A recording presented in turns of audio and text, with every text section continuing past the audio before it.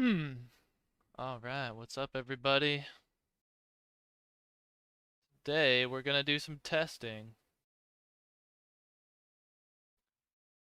We want to find out if tasks are worth doing, but without skipping tasks. Bada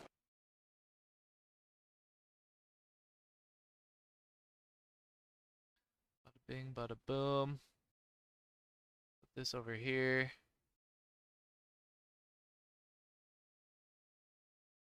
Okay, good to go. Alright.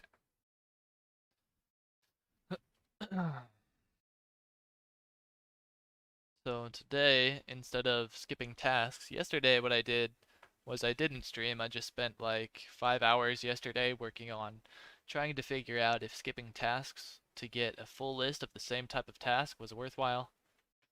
And I uploaded a video that answers that question. You can check that out if you would like. But today what I'm going to do is I'm going to try to figure out if only skipping tasks that are cheap to skip and don't give a lot of XP anyway are worth skipping, and then other than that, I'll just pick up every task that I'm provided with. So in this instance, what I'll be doing is skipping the brown snake tasks and the Anubis Elite tasks because those are very cheap to skip. You can see that one only costs 3k to skip, and the other one I think cost less than 15k. I didn't see how much it cost. But these tasks are much better. These would be much more expensive to skip. You can see this one's 100k, this one's 122k, 47k for that one, 70k for that one, and 228k for this one. So if I were to skip all of these, I would be spending close to a million or somewhere between 500k and a million. And I would have to skip a lot to get a full list of the same type of tasks. For example, if I was going for Golomite Bat tasks, I would have to skip this one and this one and this one a ton of times before I would get a full list of Golomite Bats, and it could be very expensive, but maybe I can get a lot of experience per hour if I just do the tasks that I'm provided with, so I won't have a full list of the same type of mobs. I'll have to go from Anubis to Phantom Flames to Golomite Bats, but I haven't tested if this is worthwhile, so that's what I want to do today. So I gotta get my timer, my 1 hour timer going. Start right now. Boom. Started. All right. We'll accept all of these. We'll do Anubis, Phantom Flames, Golomite Bats. And we're close to Golomite Bats now, so that's where we'll start. Starting at 60.6% experience. Let me actually write that down. Starting at 60.6% EXP. Bada bing, bada boom. And 29,207,067 gold. I'm going to write down how much gold I start with, how much experience I start with, and I'm going to write down all of the drops that I get, and we'll see if this ends up being worth it.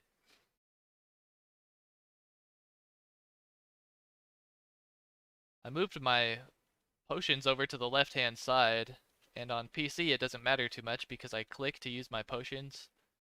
So it doesn't matter if they're on the right side or the left side, and I found out, a nice surprise, that the buff duration timers actually get pushed up farther to the top of the screen when you do that, so that's actually super nice. Hey, what's up, FaZe? I'm less of a newbie now. Awesome, dude. You're growing up, man. Before you know it, you'll be a pro. But you'll always be my little newbie junior.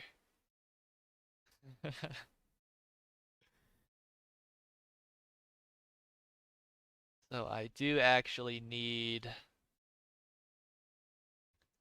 to turn off my system chat filter so I can know when I'm done with these Golomite Bat tasks. I got DI, Vase Odious, holy crap, man. Big congrats, dude. Holy crap, wow. That's awesome.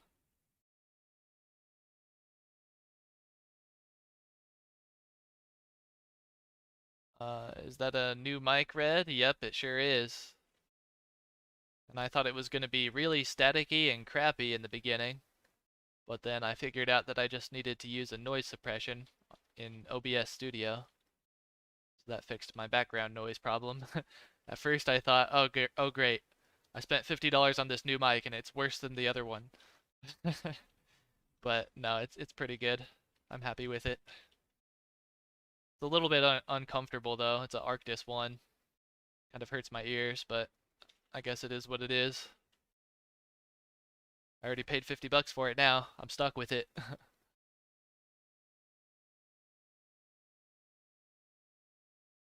Hey, what's up, Sarah?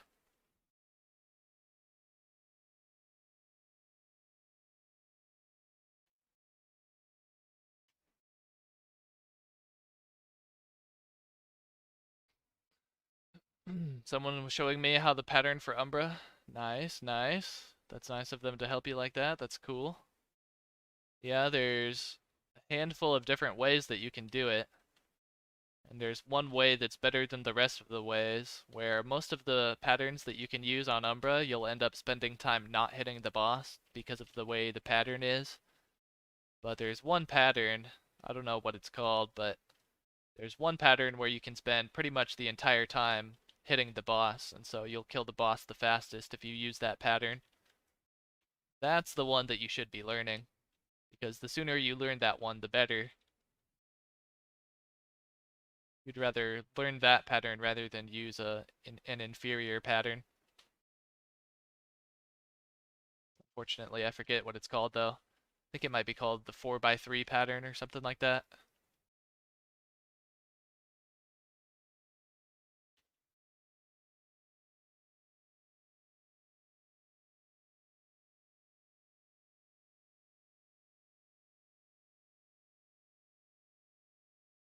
There's one Guillemite Bat task complete.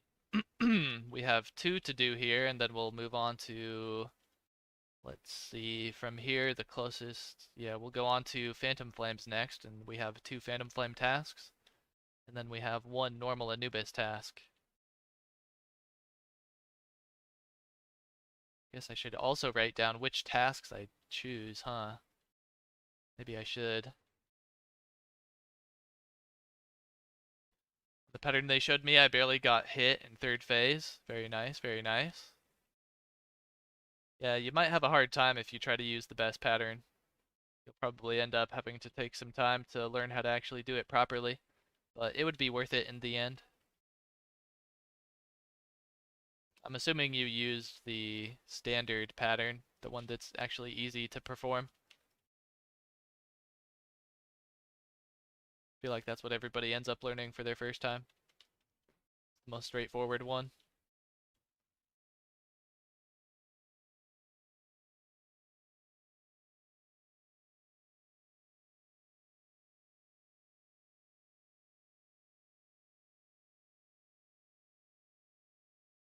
So weird with new mic changes all.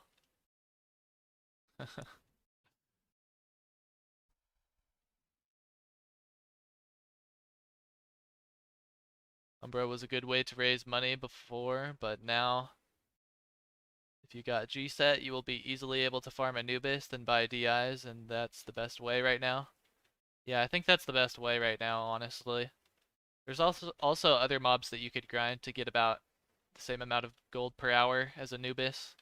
Like Magnetite Scarabs, if you can find people to buy Magnetite from you that you get from Magnetite Scarabs, you could also make 10 mil an hour grinding Magnetite Scarabs. Or baby dragons are harder, so I mean if you have full umbral gear already, then you could do baby dragons also to make like 10 mil per hour.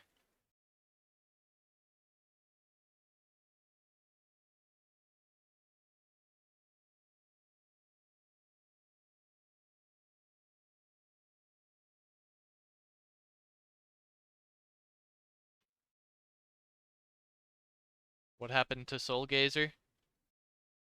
I'm hanging on to my lolly investment, so if I spend my lollipops now on a Soul Gazer, that would be a bad move because I predict that the price of gold keys and mummy souls and other ancient materials will go down while the price of lollipops continues to rise. So if I just hold out for a while longer, and especially after the magic update comes out, before I buy my Soul Gazer, then I'll be able to get a much better deal and save a lot more money if I'm patient. So I'm not planning on getting the Soul Gazer just yet.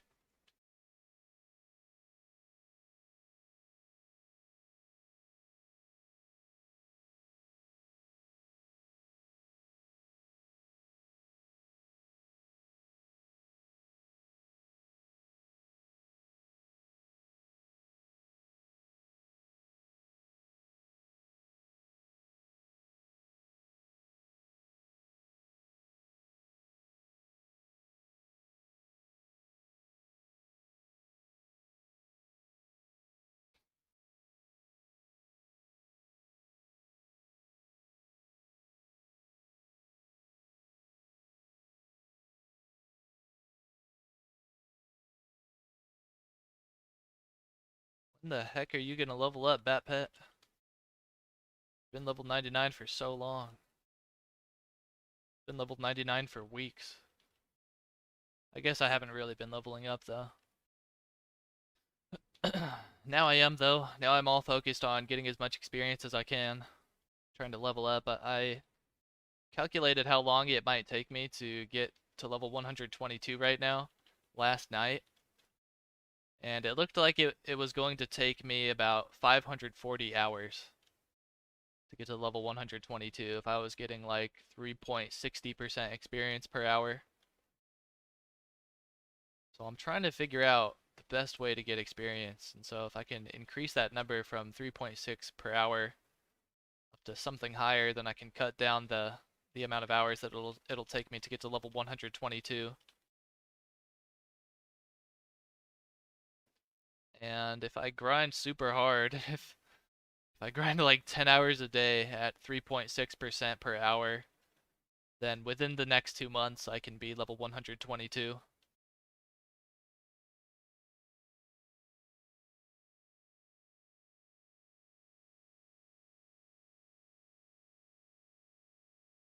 Why can't I see anyone else's text? Well, there's not a lot of people typing in the chat. That might be the reason why, or maybe you need to just reload your browser.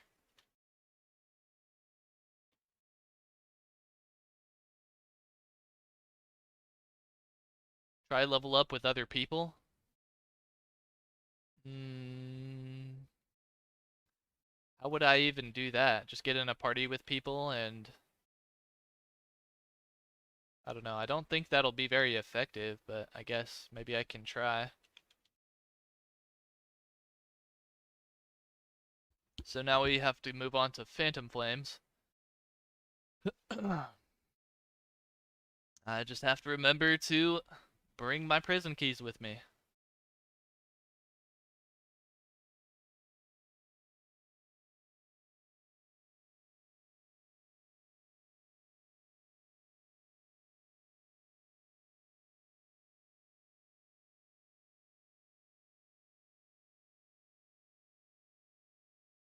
I remember weeks ago it rise till 22k or 23k. 20k. Oh, oh, you're talking about the price of bass?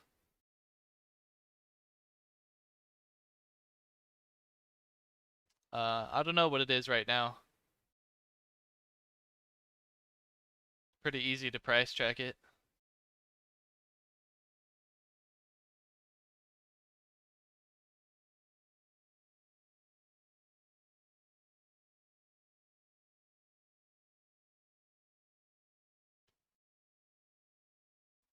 Wait.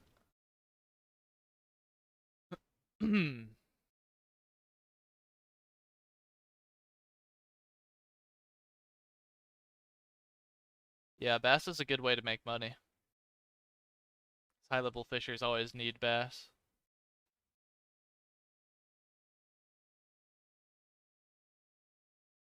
Even if you're on like a level 2 character with no gear, you can still make just as much money as a high level character.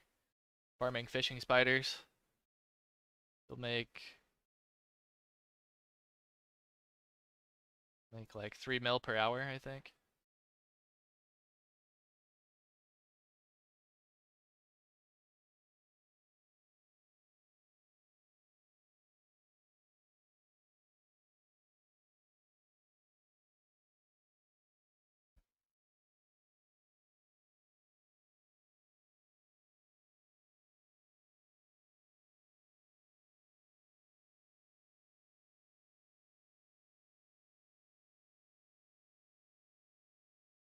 BRB, I'll go have dinner. Alright, that sounds pretty interesting, Sarah. Maybe I'll have to try leveling up with somebody else. Enjoy your dinner.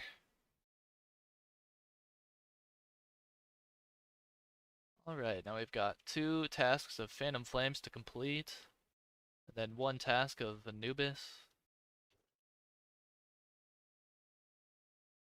We had to spend pretty much nothing. It was like 15k or 20k for us to skip a few, just 2 useless tasks. And I got useful ones after the very first skips of both of those. So I'm interested to see if this will be worth it. Thing is, you just have to know how to effectively grind multiple spots. It's one thing to know how to effectively grind as best as you can one spot, like if you were task skipping and going for getting as many Golemite bat tasks as you could and grinding at Golemite bats. It's one thing to know how to just grind that one mob effectively, but I guess if you're using this strategy, you need to know how to grind everything effectively. Or at least, yeah, not everything, but at least a few mobs. So I haven't really grinded Phantom Flames in a long time. I hope I'm doing this as perfectly as I can. Probably not, though.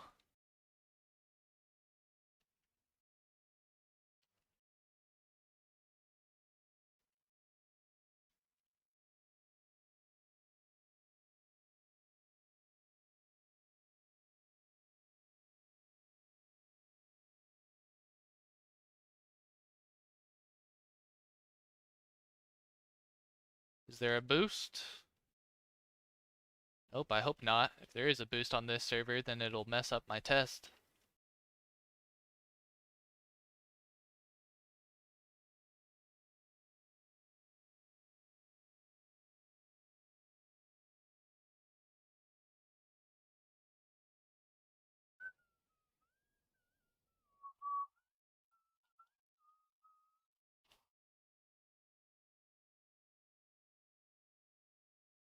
I made GL set from hoppers, lol.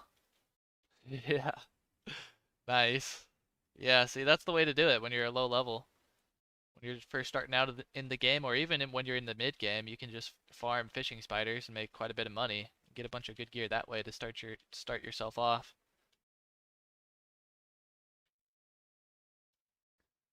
And forest bats are really good too for low level players. The forest bats are only level 15 and they drop scallops that you can sell.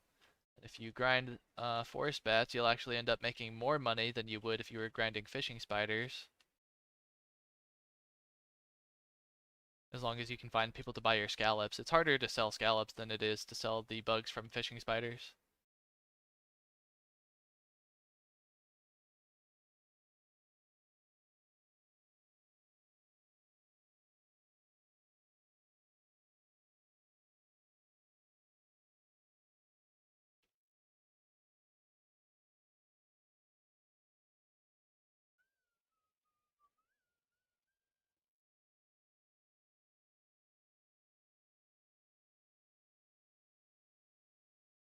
We got a nice big juicy task for these Phantom Flames. I wish all of the tasks were had this high of a mob count on them.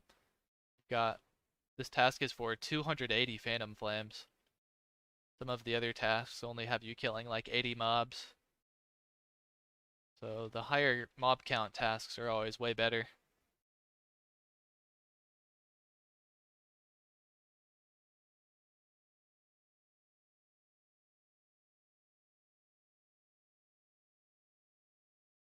I guess maybe it doesn't matter much though if you're not actually task skipping.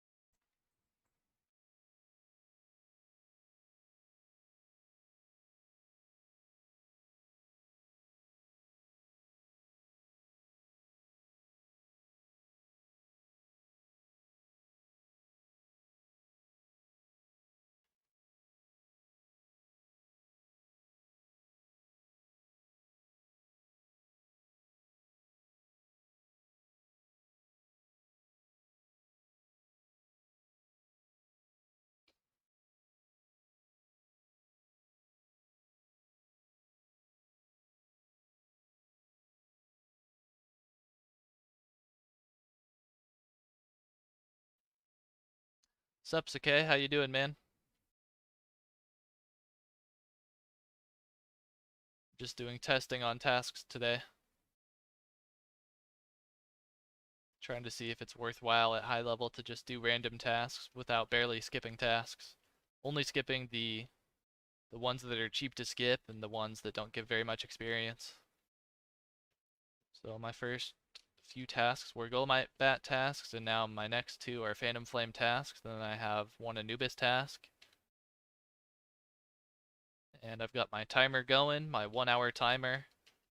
I'm going to take note of the amount of experience I started with, the amount of gold I started with, how much experience I end up getting, and how much gold I end up getting, and all of the drops that I get along the way. And we're gonna see if doing tasks in this manner is worth it at this level.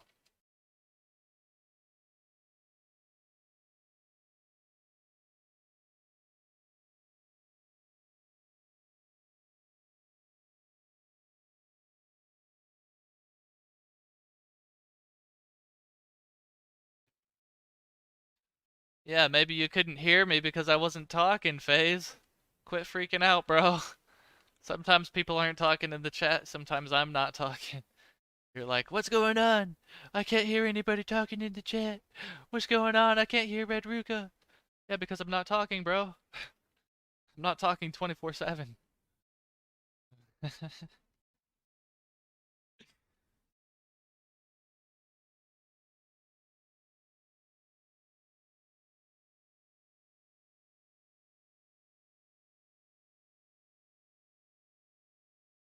Did you not see the thumbnail?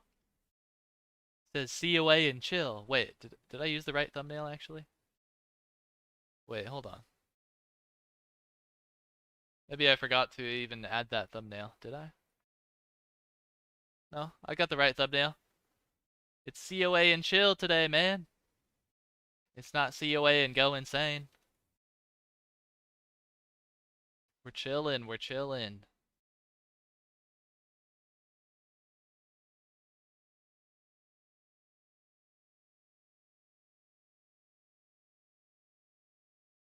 Just doing a little bit of testing. Just turned the stream on just 'cause kinda why not? I was actually originally planning to do this without streaming. I was just going to record stuff and make a video tomorrow like the one that I uploaded today.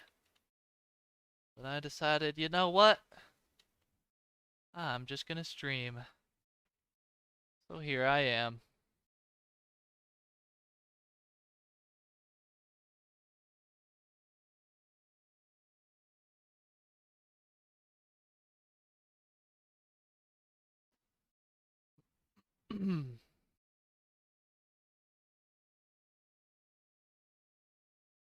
You're still playing Legends of Eidolon, huh? Do you normally like those idle games? Because I'm not one of those people that usually enjoys those idle type of games. So I'm wondering maybe if you also don't usually play those types of games, but you enjoy this one for some reason, maybe it's actually worth checking out. But as soon as I hear the word idle in a game, I'm like, hell no, dude. That is going to be awful. I don't want to play a game that just plays itself.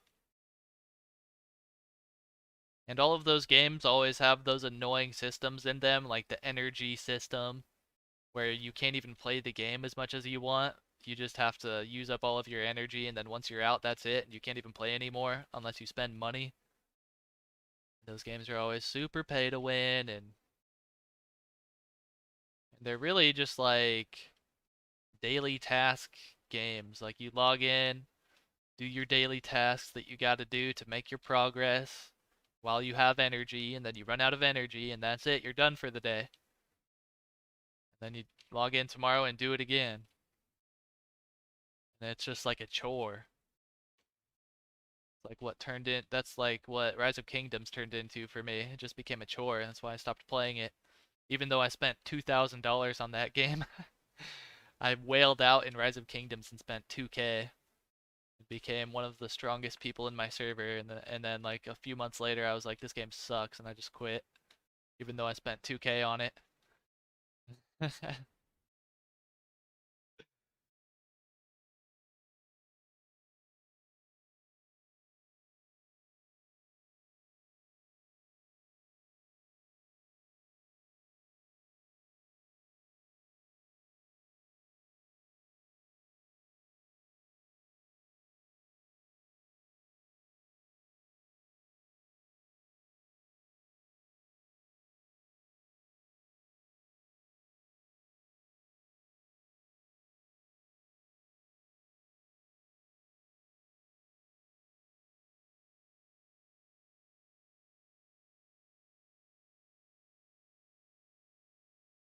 Not like a normal idle game, it is an MMO that is so grindy. The dev decided to make an AFK system. Not as good as other games like COA, but COA got kind of boring.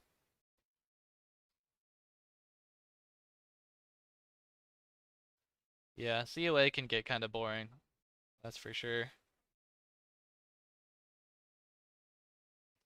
It's really good if you like really grindy games and you have goals in this game and you just want to keep progressing and getting better gear and higher level and stuff. You just kind of want a game like that to pass the time with. But there's some things about COA that makes me so upset. Like it's such a grindy game where you have to spend so much time killing the same mob, and then there's something super annoying about that mob that you have to grind, like with Golemite bats. If you spend a lot of time grinding them, you'll find out that like they always just try to run away from you, and there's a couple of rocks that they can get stuck on that just like makes the grinding process super annoying. And it's the same exact way with baby dragons, and it's the same way with Anubis. To a lesser extent with Anubis, like Anubis isn't really that bad. That's the mob that I get annoyed with the least, but it's like, dude, if you're gonna have a game where it's so grindy and we have to spend all of our time killing mobs over and over, you have to at least make that process enjoyable and take out all of the annoying parts. Like baby dragons, they have a stalagmite that they always get stuck on. They bug out and get stuck on it, and it's super annoying.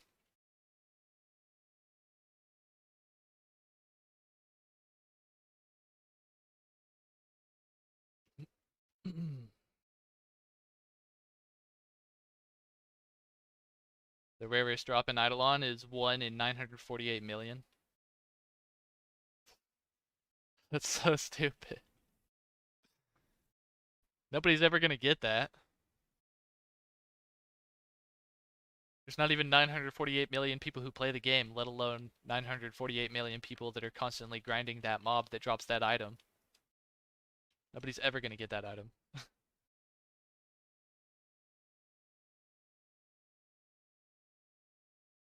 Let me guess. You can buy that item in the cash shop, can't you? I bet you can. Or you can buy something that like increases drop your drop chance. Can I sell DI 150M? No, I think they're worth like 120M now. It's easy to price check, man. Just go to the Curse of Aros Discord, go to the trade channel, and then there's a box in the top right. Just type in Dragon Eye there, and then also type in DI and compare the results.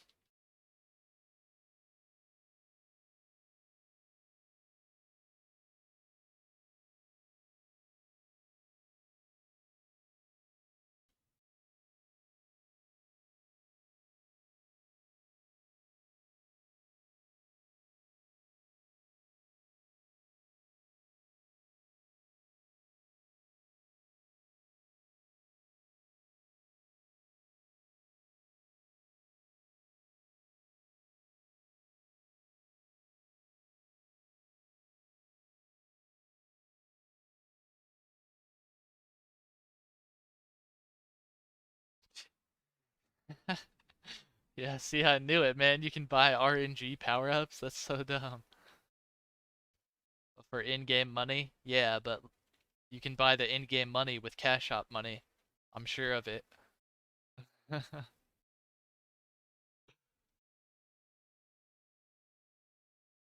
Yeah, that's crazy. 1 in 948 million. That's stupid. You have honestly, literally, you have a better chance of going down to your local gas station getting a lottery ticket. Actually, you have a better chance of going down to your local gas station and getting two lottery tickets and winning both of the lotteries at the same time than you do of getting that drop.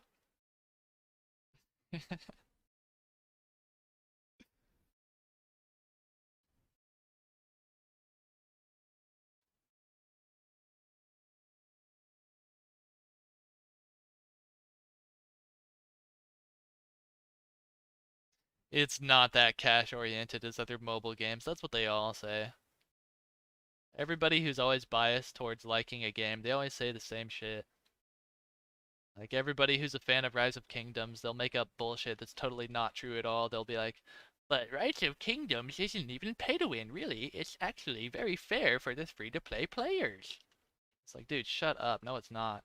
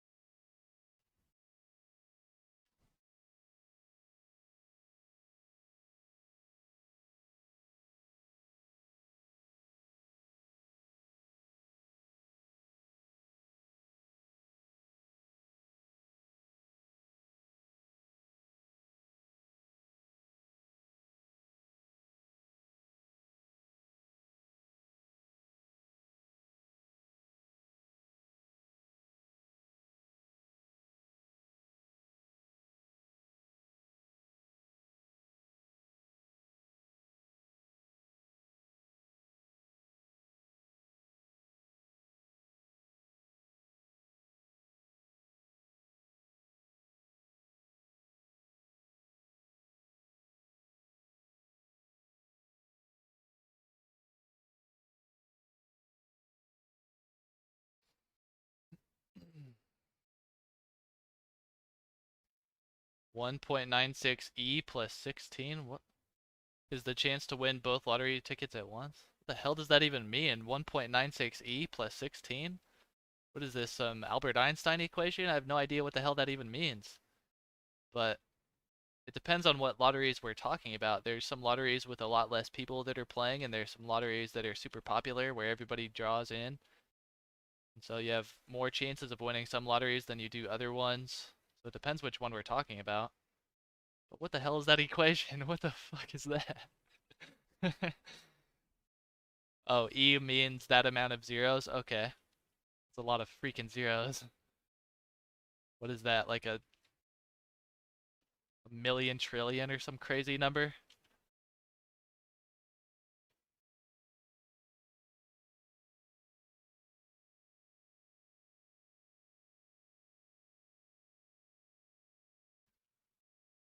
Well, no, I can't. You're just pulling that equation out of your ass, dude. There's no, that's not right. It's so let's say, for example, we live in the US. There's what, 300 million people here. And how many of those people are playing the lottery in the US? Not even like a small fraction of those people are playing. But how many tickets are they buying, I guess, actually is the right way to go about it. And there's some people that buy like 50 tickets at once.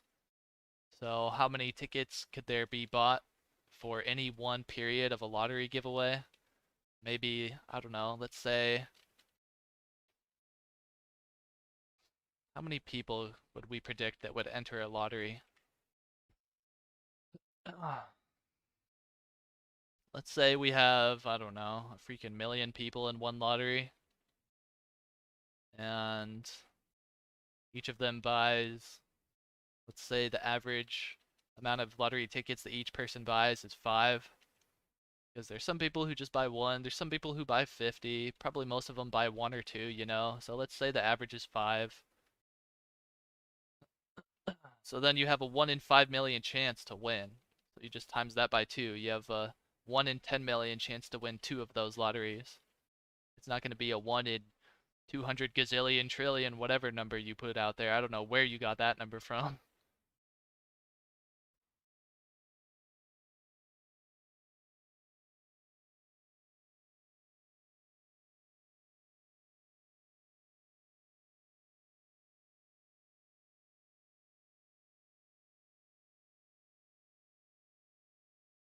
140 million tickets in one lottery. Okay, so times that by two. So you have a 1 in 280 million chance to win that lottery twice. What lottery is that? The most popular one in America or something? There's a lot of smaller lotteries as well.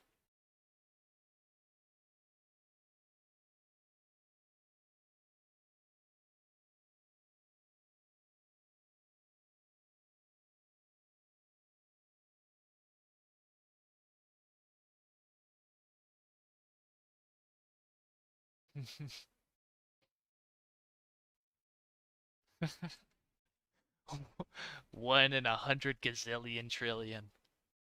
Yeah, sure. If every single person in the world bought like 10,000 lottery tickets each.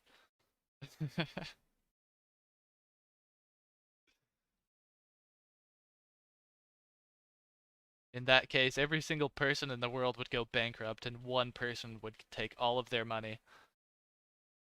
And then the government would take like half of that money as tax. That would be a messed up world.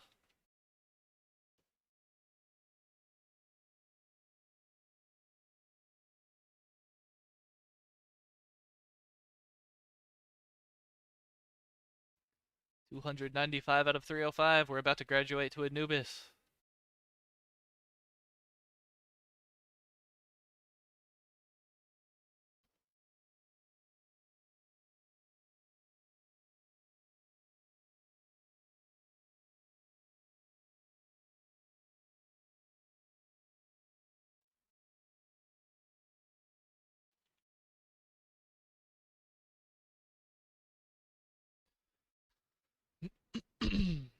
Okay, 150 Anubis coming up. RNG Flash, level 116 over here. Looks like he's grinding Spectral Fiends or Spectral Flames. I wonder what his strategy is. I wonder if he's skipping tasks or if he's just picking up tasks and doing whichever ones he's provided with. Or maybe he's not doing tasks at all. I assume that he's doing kind of the same thing I'm doing right now. He's just doing whatever tasks he's provided with, because I couldn't imagine being level 116 and targeting like spectral flame tasks. Can you even get spectral flame tasks at that level?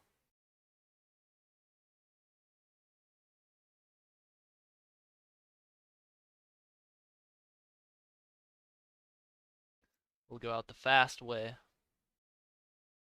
case you guys didn't realize, there's another exit over here that takes you to the same exit. Bada bing, bada boom.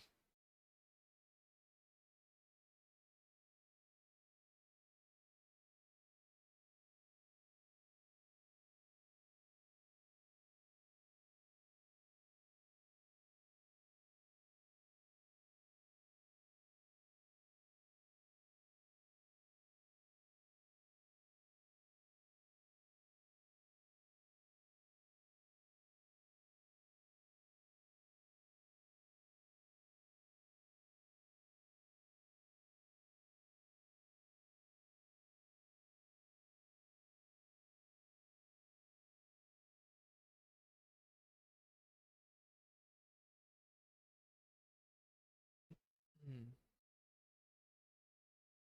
If you win a lottery, it's 1 in 140 mil. If you win twice in a row, you have to multiply these numbers by itself, not add it, which brings us to...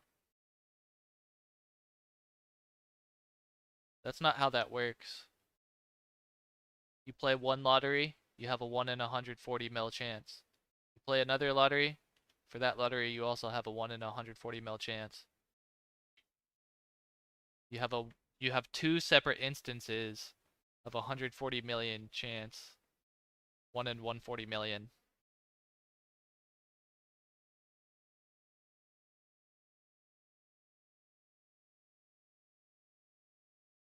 It's like, I'm trying to think of the example. It's like when you're flipping a coin.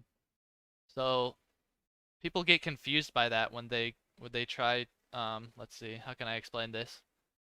I see why you're getting confused. People get confused there because they're like, if you flip a coin, 100 times and 99 times it lands on tails. What's your chance of landing on tails again for the 100th flip? And they get confused, but it's like it's still the same chance as it always was before. It's just a 50-50 chance.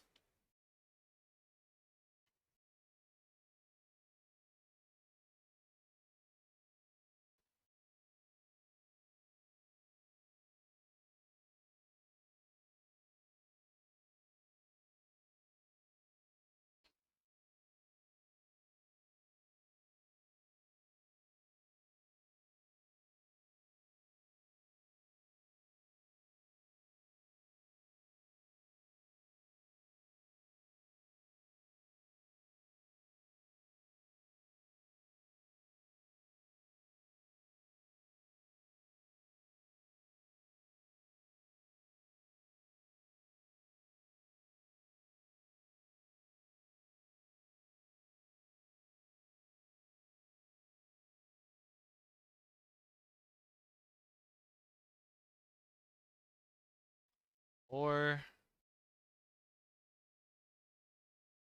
hmm, no. Yeah, that's right. That's right.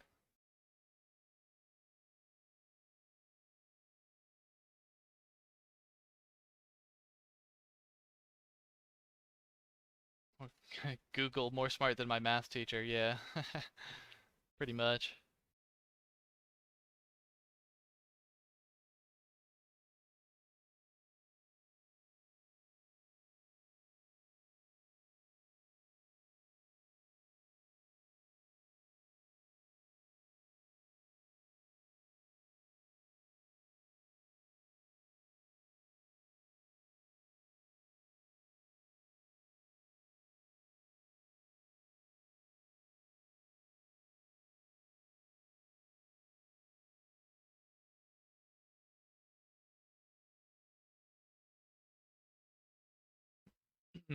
How long have I been streaming?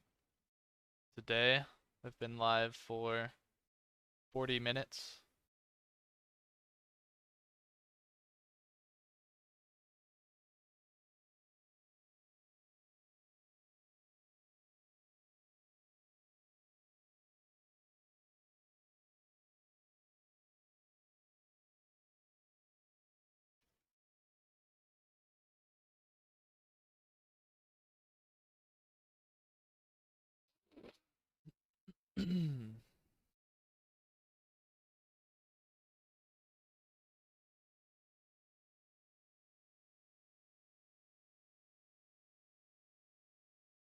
So I haven't even completed 5 tasks in 40 minutes. Or let me see what my timer is at. Yeah, it's about 40 minutes on the timer as well. So that's pretty interesting. You can complete 5 of the same task. At least that's the way it worked out for Golem Knight Bat tasks when I tried it out yesterday. I ended up completing 5 about every 25 to 30 minutes. So it definitely takes longer per 5 with this strategy, which is what I assumed it would be, but I didn't think it would be this much of a difference.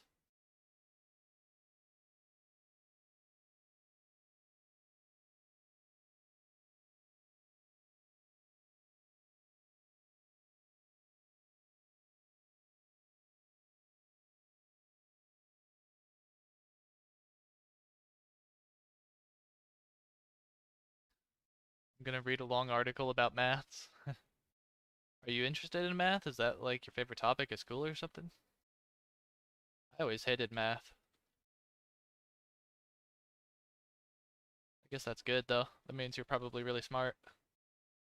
Usually all of the people who excel at math always go really far in academics.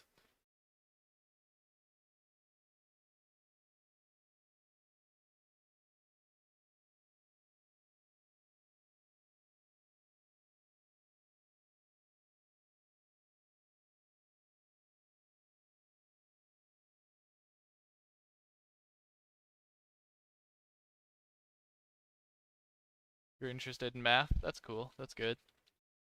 My favorite my favorite subject in school was science. was the one class that I could easily always pass no matter what. Then all of my other classes I got bad grades.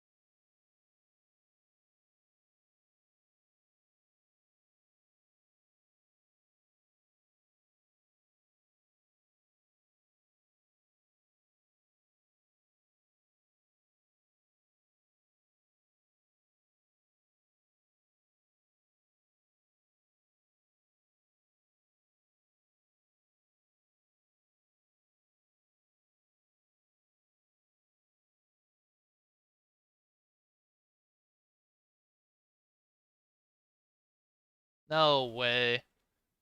You got 3 DIs today? How many times did you fight Umbra? That's insane, dude. What the hell? I've only gotten 3 Dragon Eyes in my entire COA career, dude. I've only gotten 3 Dragon Eyes in like 550 or like 600 Umbra KC. You got 3 in a single day. So today you've made like 360 million gold. Good freaking job, dude. You got super lucky.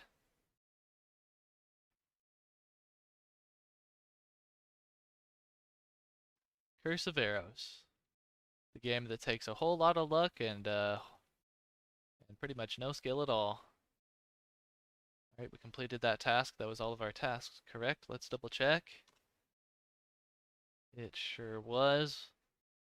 And we have 14 minutes left of this hour, so let's go grab another set of tasks. Let's see, is there a task board in the desert? There's not even a task board in the desert, is there?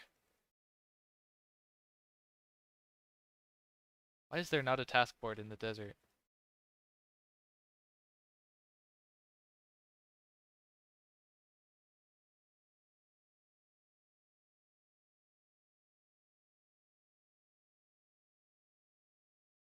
Yo, what's up, Venna? Yeah, there's not even a task board here. I can't even believe it, dude. There's a perfect spot right here for a task board. Why would you not put a task board in here? It's crazy to me.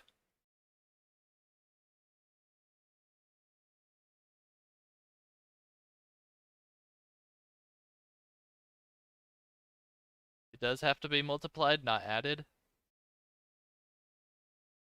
Um, hmm.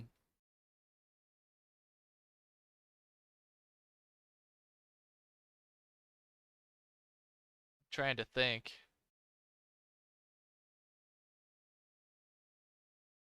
Well, if you read an article that tells you that, then maybe that's right. Also, keep in mind, there are dumb people on the internet who write dumb articles, and they don't fact check, and sometimes they are incorrect. But I'll take your word for it.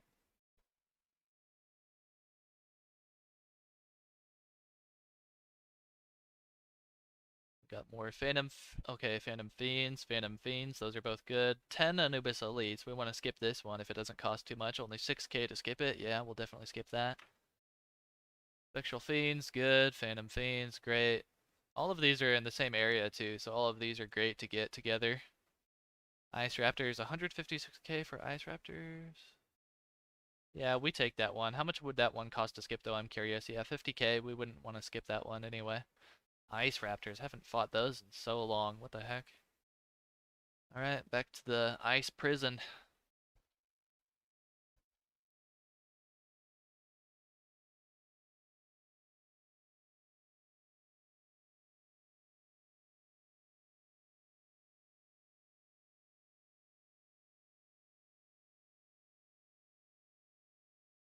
Seven articles in 10th grade math book on the internet.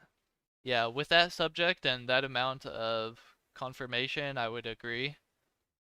But keep in mind also, with propaganda, their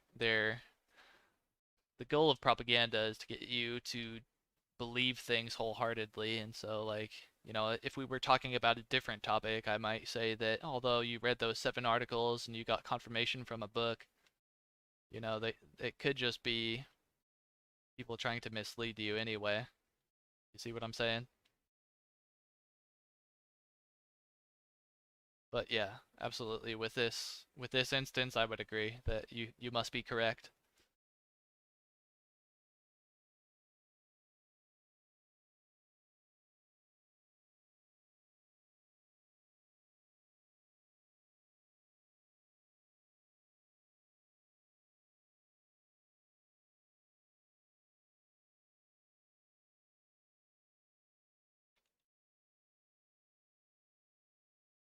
Phantom Fiends, Spectral Fiends, Phantom Fiends. Just Fiends. Awesome, awesome.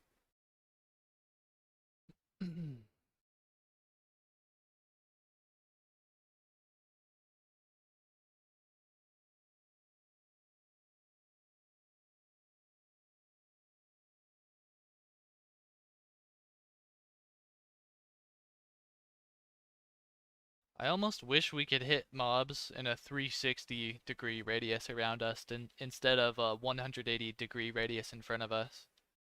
If I could just run around, keep hitting the mobs that are behind me as I go, it might just be a lot more fun. Of course, that doesn't make any sense, because like how the heck are you gonna hit something that's behind you? But I mean, like, it's a video game, so if we really wanted to do that, or I mean, if Bart really wanted to code that into the game, he could. It might be a cool.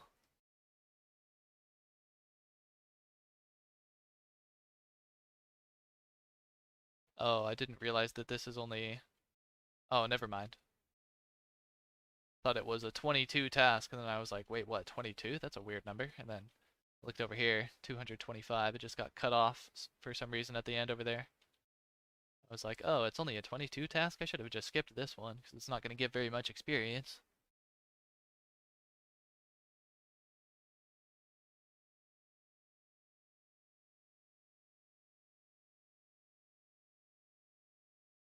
It's the book of the 10th graders in our school. Why would somebody do propaganda in stochastic? What is stochastic? But schools is the most effective place to do propaganda. You gotta get them while they're young and make them believe stupid crap while they're young, and that's how you get them for life. You gotta think outside the box, man. Come on, you're smarter than that.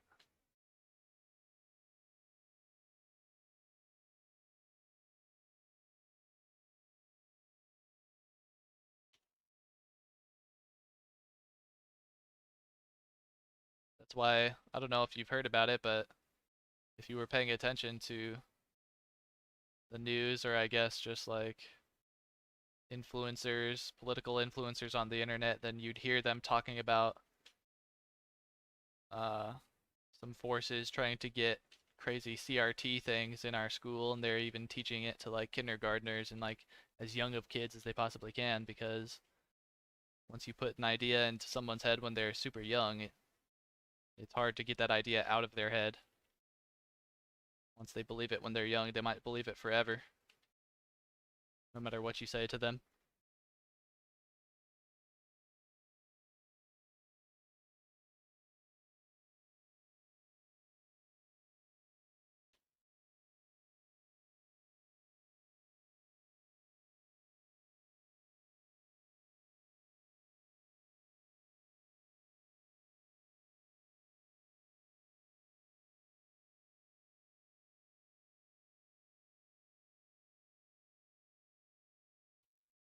Oh, in math, no, probably not, but I mean, if you can confuse people and get them to believe crazy stuff with math, it's totally unrealistic. Like if you can convince somebody, I mean, there was a meme going around about it uh not that long ago about some school or some university or something was teaching people that like 2 plus 2 is 5, because you teach people incorrect shit and then they become illogical because you teach them incorrect shit, and then they become easy to control because they don't know what's right from wrong and they don't know the truth.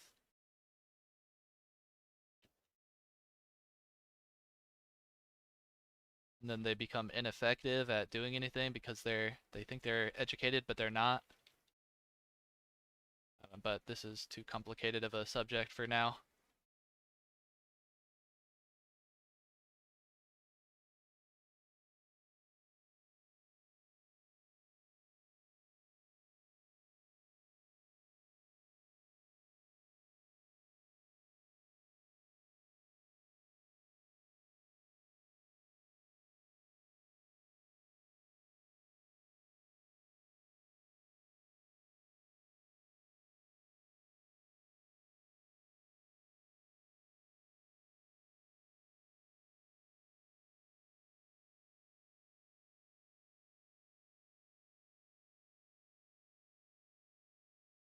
See, stuff like this needs to not be in the game.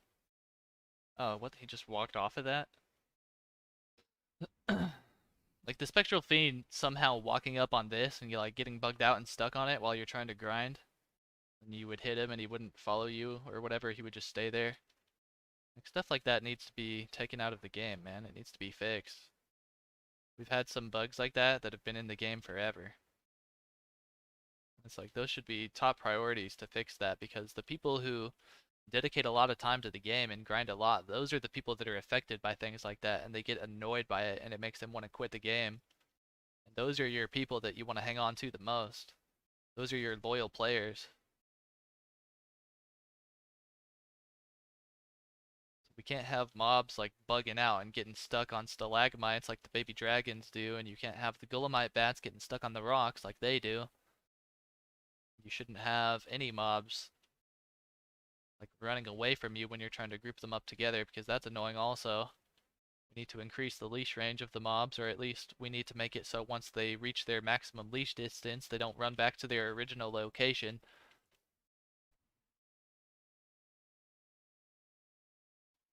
So all of the most dedicated and loyal players will have an enjoyable experience to the fullest. They won't go, okay, this game sucks. I'm tired of the mobs getting freaking stuck on the rocks. Not I'm tired of not being able to group up mobs that are super close together to begin with, and they shouldn't be so difficult to group together while I'm trying to freaking grind.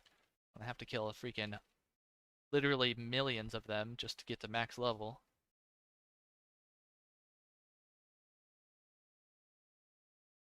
Instead, if you would fix all of those bugs, and the mob grinding experience would be more enjoyable, then people would be like, wow, this game is great. I'm going to recommend it to my friends and get them to start playing the game with me too.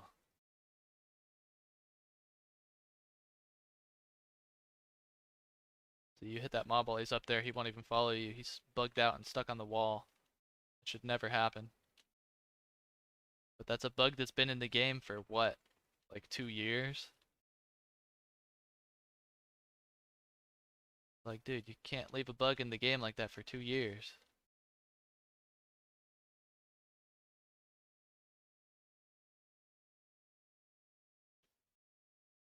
Shouldn't even leave a bug like that in the game for a week.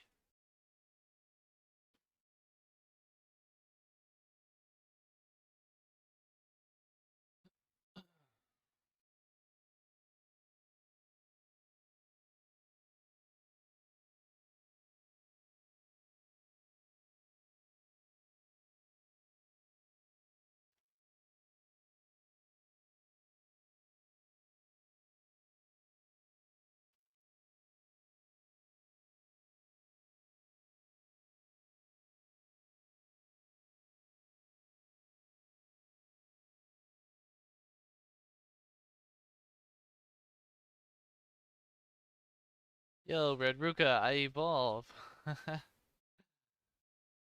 Awesome, congrats.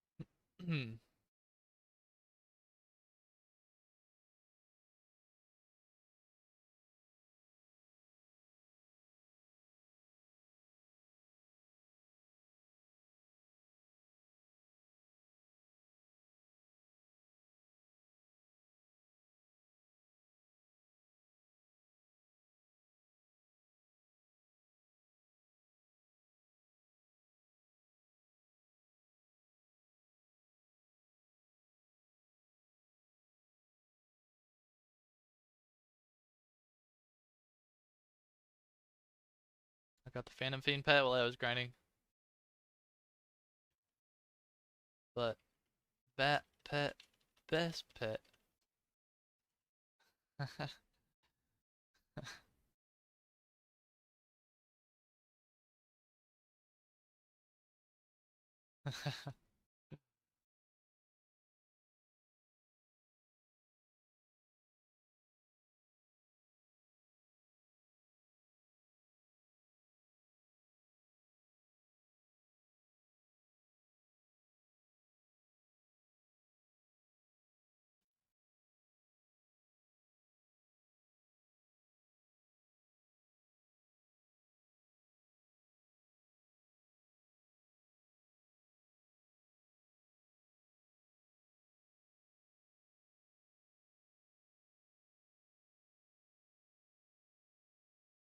Okay, there's one Spectral Fiend task down. I think we have two, don't we?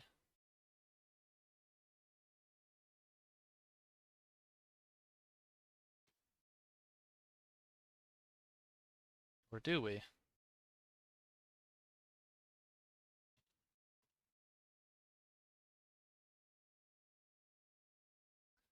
Nope, just Phantom Fiends and Ice Raptors now. What did he say? I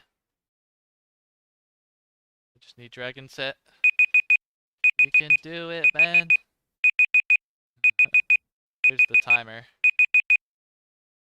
Okay, so in our first hour of this testing, we went from 29.2 million gold to... Actually, let's get our experience first. We went from 60.6% to 64%? Holy shit. It's actually a lot.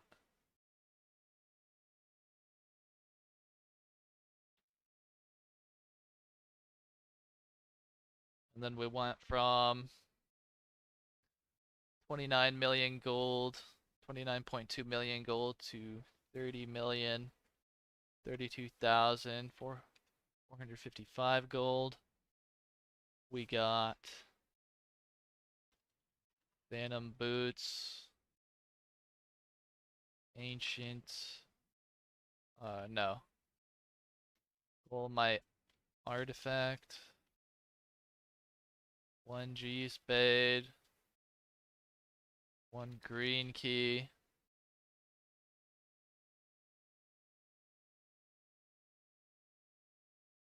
So we got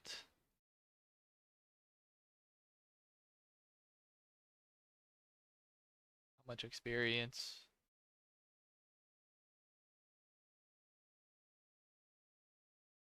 3.4% experience.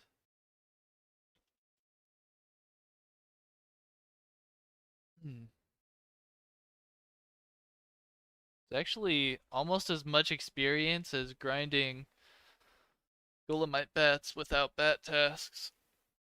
Or with bat tasks, either way. But less money earned per hour. At least so far. Well, this was only the first hour of testing, so maybe we'll have other hours where we make more money. Huh. Pretty much any way you decide to play the game, you're not going to make much more or much less experience. It seems like.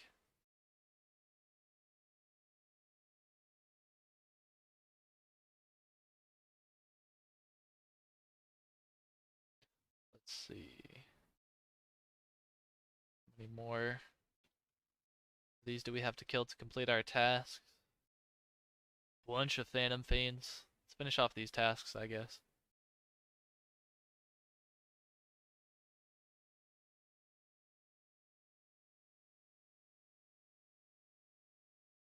Yo, what's up, Death to Us Me? How you doing, man?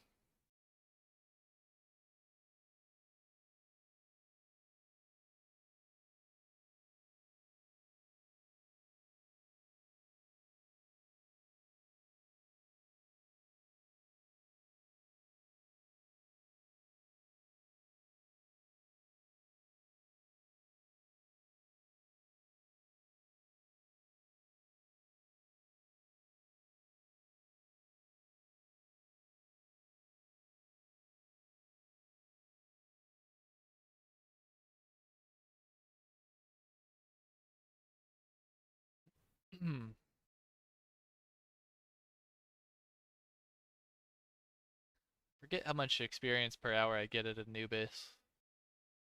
It's like 2.9% per hour or something.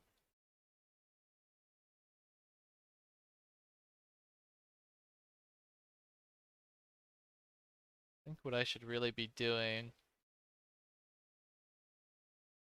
just grinding Gulamite bats. I just hate Gulamite bats. Because they always try to run away from you and they always get stuck on that rock.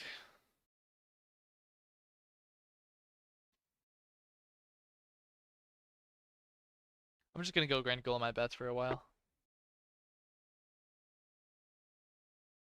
How long does it take for me to level up? Well, I can get like 3.5% per hour up to like 4% per hour. So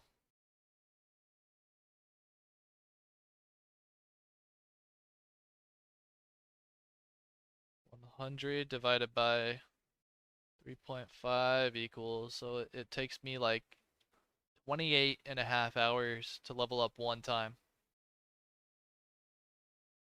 And it'll take me like 540 hours to get to level 122 from here.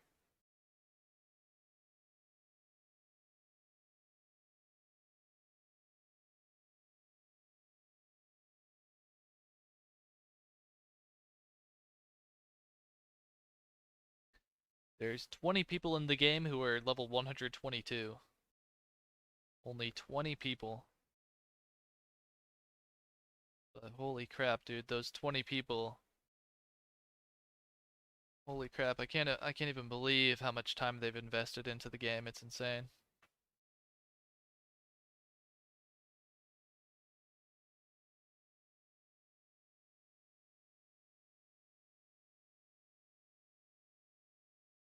Oof, imagine trying to grind up to 130 armor set.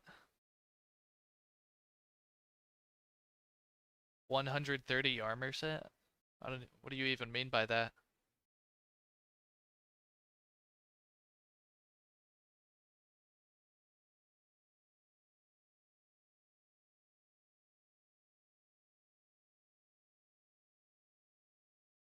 I thought this little newbie was trying to chase me down.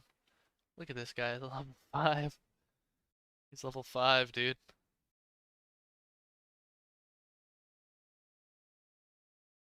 Giving us some anchovies.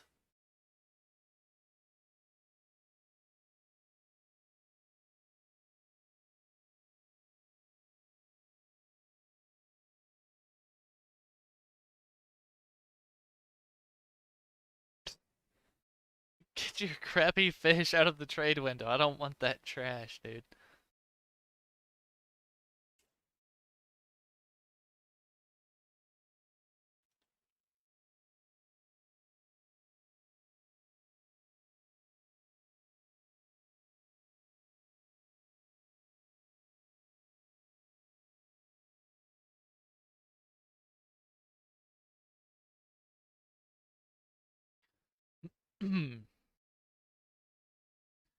If they add more armor in future. Oh, yeah, yeah. Okay, I see what you're saying now. Like, if they add another armor set beyond Ancient, and if they add, like, level 130, yeah, it would take so long.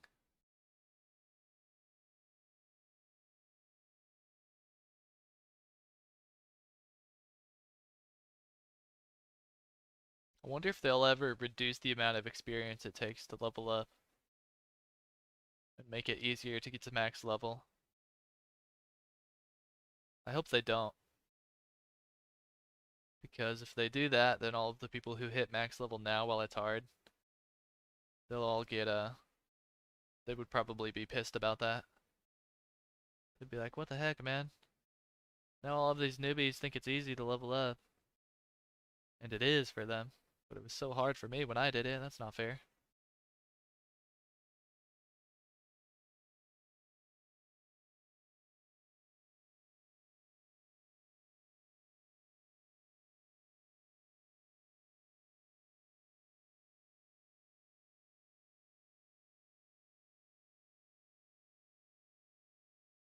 And I can't even find a server with free bats.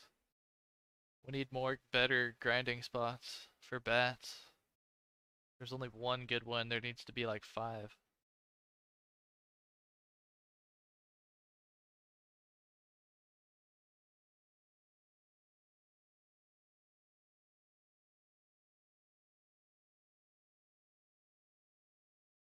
Dang, dude, every single server is taken. Which one have I not tried yet? 4?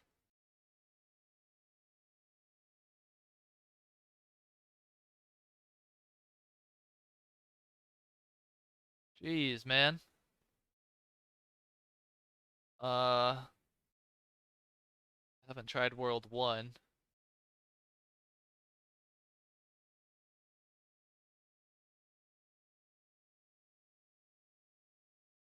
Wow. Okay.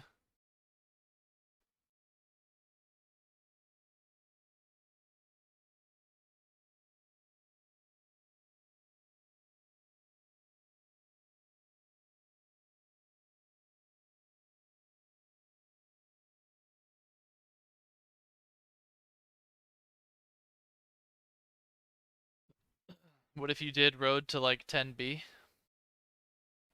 Yeah, I could do that. People seem to really like that video series.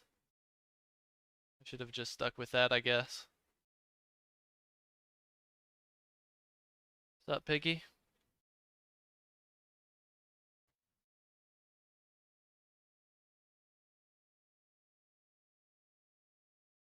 Yeah, it's like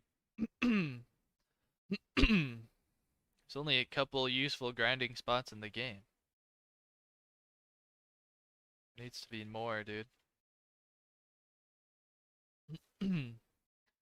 They can just easily, all of this water right here, they can just easily copy and paste this little section of land right here and just make like 5 other ones right here, right to the south of it. Boom, problem solved. It's probably another thing that makes people quit the game. It's like they go, well, the best way to get experience is at this spot. I always try to go here and there's always people there. So what am I supposed to do? And then they're like, screw it, man. I can never find a spot at the spot where I want to grind, so I'm just gonna go do something else.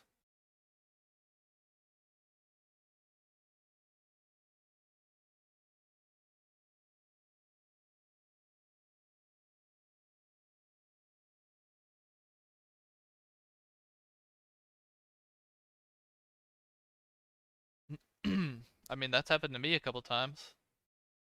I try to find a spot at Gold Mine Bats or Anubis, and every single spot is taken, and I'm like, well, time for me to log off.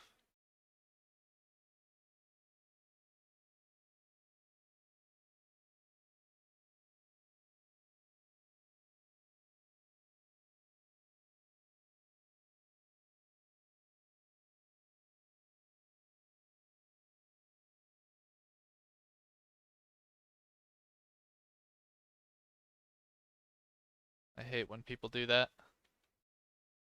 They show up at the spot and they start killing the mobs, even if it's only one. It's like, bro, I'm here. You see that I'm here. Respect it, man. Have some respect.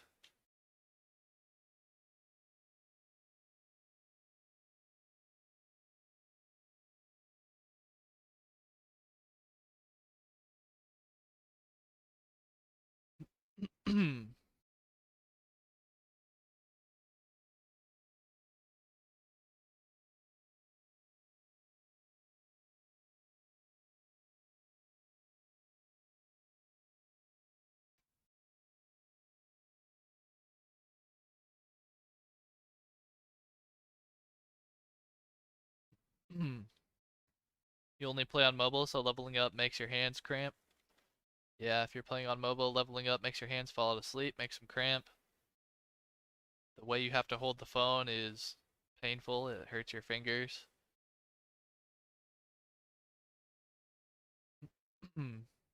Gotta make potion use instant. But you can do it in a cool way. You don't have to just make it instant just like that. You can, I mean, it doesn't take a lot to think about how to make it cool. It's just like, let's see. You could just add a rare drop to the game that you get from one of the currently existing bosses that maybe it comes in 3 pieces, and once you get all 3 pieces and combine them, it creates an creates a healing auto use item that as long as you have it in your inventory, your potions just automatically get used. And so it's not like you're just automating things just for the sake of automating things. You're automating things, but with a cool way to actually earn the right to automate your potion use. And you're giving people a reason to grind for a new cool rare item. Or you could just change the potions to be... So right now we have to mash the potions for them to keep healing us, and it looks like they're healing us like 187 every half second or 1 second or whatever it is. Instead of that, you could make them heal the same. So you would have a healing potion with a 10-second cooldown, and so you would use it. You would only have to tap the potion button once every 10 seconds, but every time you tapped it, it would heal you 187 every second or every half second for the next 10 seconds. And you would just have to push the button once every 10 seconds. That would resolve a lot of the hand cramping issues and a lot of the uncomfortable play style on mobile. And even if you play on PC, dude, you have to click the potions so much that there's like not a chance in hell that this isn't going to give me carpal tunnel if I keep playing this.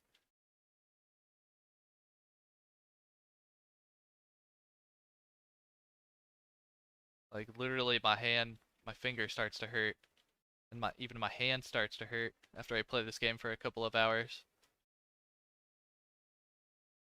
Why the devs need desperately to play their own game. Probably one of the best things that the Curse of Aros devs could do is at least one of them, or maybe even both of them, just stop developing the game altogether for like 2 months, and they just play the game hardcore every day. And then they'll know exactly what's wrong with their game, and then they'll fix it. If not that, then they should come to me and ask me everything about what's wrong with the game, or come to other players that are high level who have spent more than 1,000 hours in the game. Like they could just go to their website, see the top 20 players who were all level 122, contact them all on Discord, and be like, what are the most important things that we need to change about the game ASAP? Talking bug-wise, talking quality of life-wise, talking comfort of play-wise. What can we do to make you less aggravated while you're playing the game? What can we do to make your time spent in-game more enjoyable and make you want to come back again and again?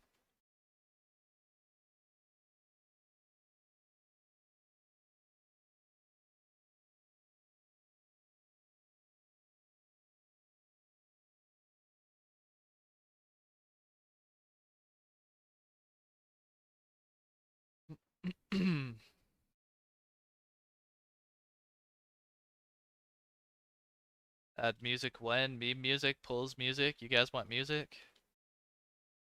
Alright, I'll play some music.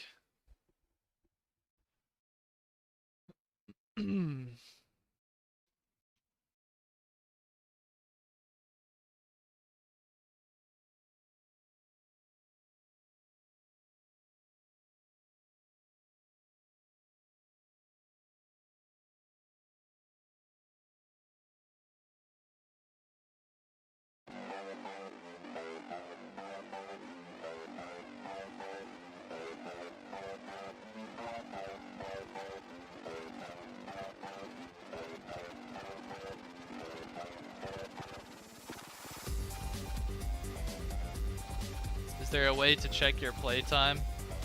Yeah, you can go to the Discord and then ask the mods to tell you your playtime. I don't know if any of the other mods actually do it, because the only one who's told me my playtime ever was Potato Mind. So I know for sure if you ask Potato Mind to do it, then he'll help you out with that. But maybe you can ask the other mods as well.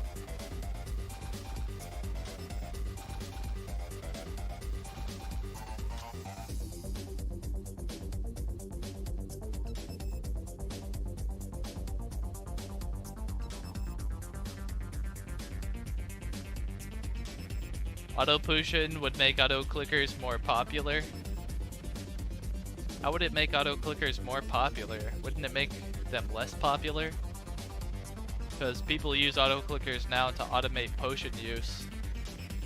They set the auto clicker on their potion so they don't have to use it. And then they can also set the auto clicker on their attack button as well. So that would only take away one of the things that the auto clickers can automate.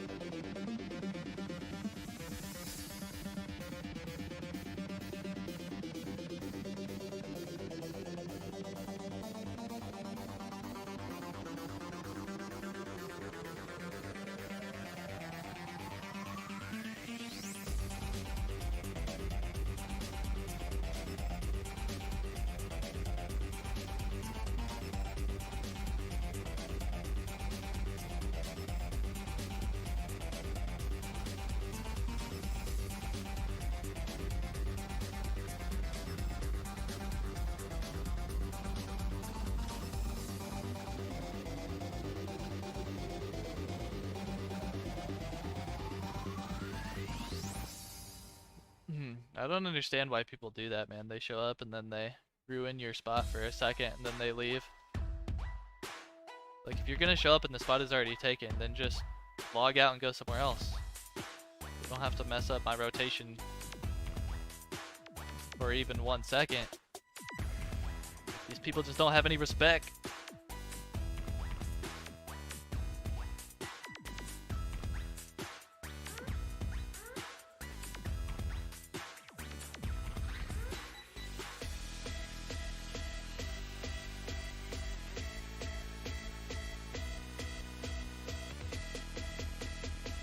Potato Mind is the best mod you've seen so far. I think he's the one that I see around the most. And yeah, he seems to be pretty nice and cool. I think you might be right about that statement. Not that I would want to downplay any of the other mods, and I don't know what the heck they do behind closed doors, you know. I don't know how much effort they put in. For all we know, Potato Mind might just be the most like nice and maybe social one that we see in the Discord the most, but maybe the other Discord mods do a lot of other stuff that's more important than that, who knows? So not to downplay any of them, but I mean, you are right about your comment. Potato Mind does seem pretty cool.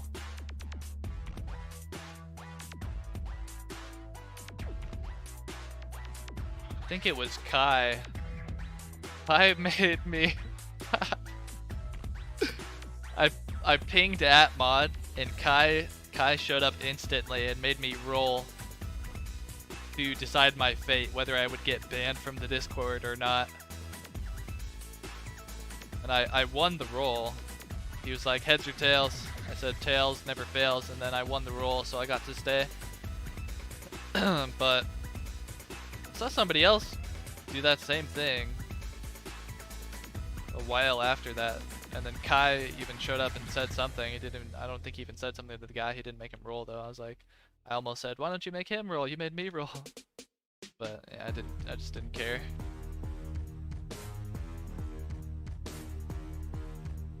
I wonder if he really would have permabanned me. That would have been pretty whack.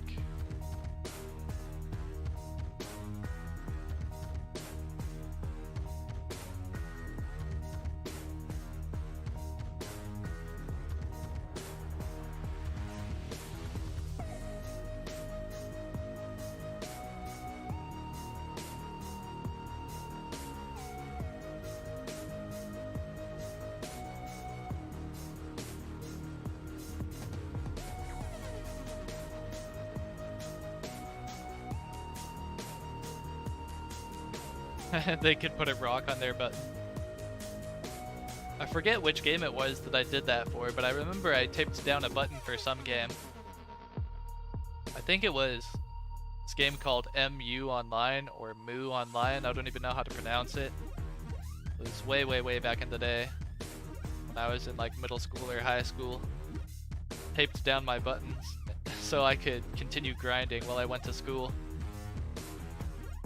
Because in that game you could just stand in one spot and then just spam these huge AoE abilities. And if you just taped down your button, you could go all day like that while you were actually getting other stuff done.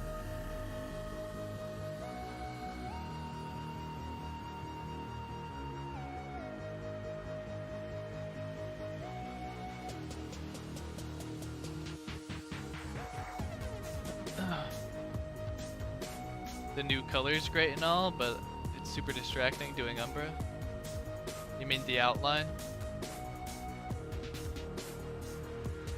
Yeah, it's for magic targeting. It really doesn't matter at all right now, but it's just there for once magic gets released into the game, then that'll signify which target we currently have targeted.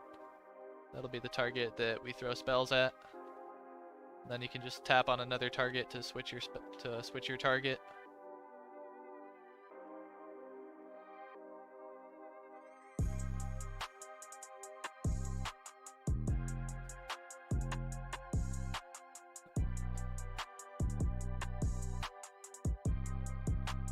I remember getting 1.7k messages on Discord one day where one mod wanted to ban me and one didn't want that. Ban, unban, ban, unban. Are you serious? Well, why did he want to ban you?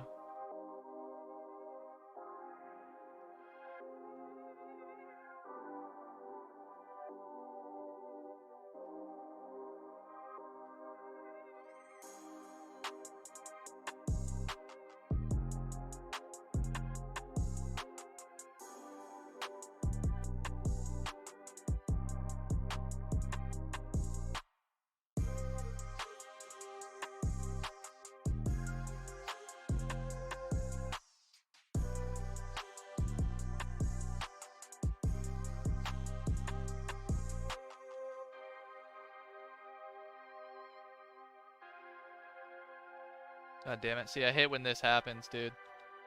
I'm just running back and forth, trying to group up these mobs together.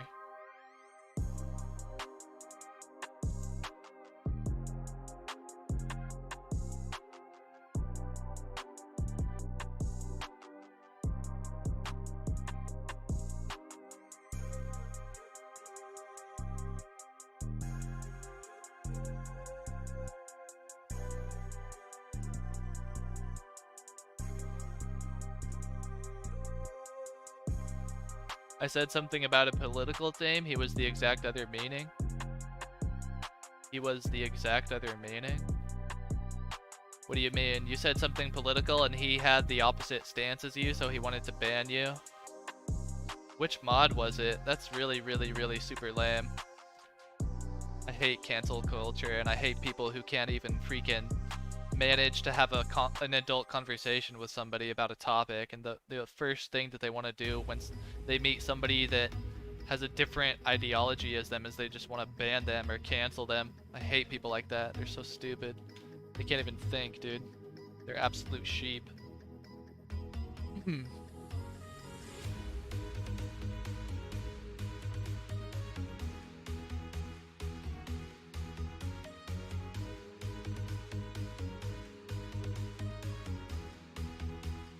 He said this idea and I don't agree with him, therefore he needs to be cancelled. He needs to be banned permanently. Get out of here, man. Those people are so sad. If you disagree with somebody and you actually care about the belief that you have, then you need to converse with that person who has a different belief to understand their stance, you know, and get a deeper understanding of the world, the ideas that people attach themselves to, why they have those ideas. You just shut off all of the opposing ideas that oppose your beliefs. You're just gonna be honestly, you're just gonna be a dumbass. You're just gonna be a closed-minded person. Everybody knows that a closed-minded person is a dumb person.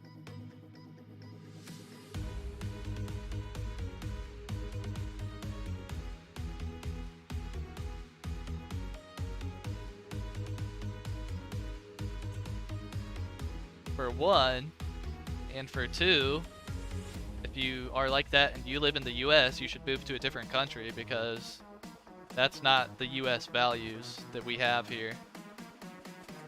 We have freedom of speech. The US is supposed to be a place where everybody can share their ideas in a mature conversation and try to understand each other.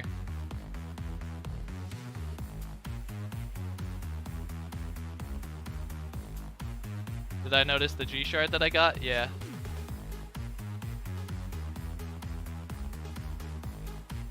There was a glitch about leveling your magic up lately while I was on the golem. Yeah, some guy messaged me the other day and said he got banned for using that bug. But he got unbanned now, so yeah, it would have been a terrible mistake if the mods would have permanently banned him. That would have been a huge blunder. I don't think the mods are that stupid.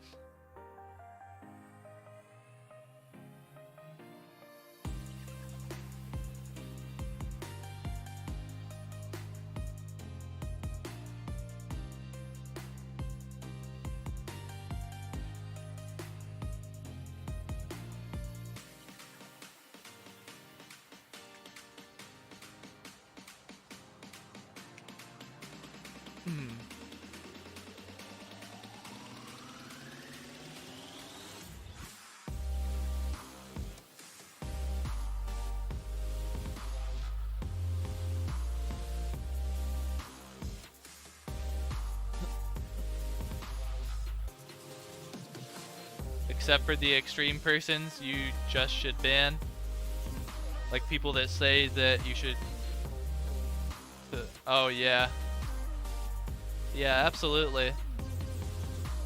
I mean, yeah, you should obviously ban those people because those people are just evil. So obviously we need to ban those people, but... And, I mean, besides that, there's other people that you should ban as well. Like, there's people who are just saying things just to instigate fights and be annoying. So as far as I'm concerned, you know, those people can freaking catch a ban too. But, you know, if somebody's exploiting a bug, it's not their fault. It's the fault of the developer for leaving the bug in the game. And if people exploit it, that's just normal player behavior. Shouldn't ever be banning somebody for that.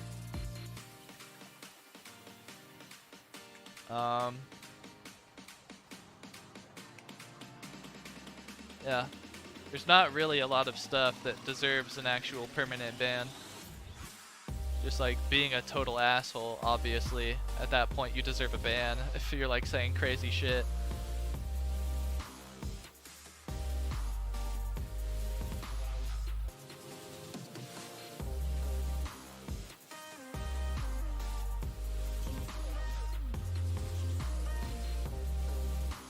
And there's some people, unfortunately, that I've witnessed that are cursed Patreons that will never get banned no matter what they say because they support the game with $100 a month. And dude, some of those cursed Patreons are the most toxic assholes that I've ever witnessed in my whole life, dude.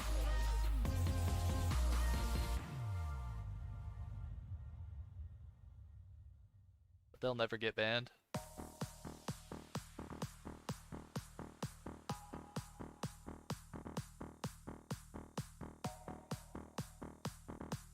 I think that might be just how it works. No.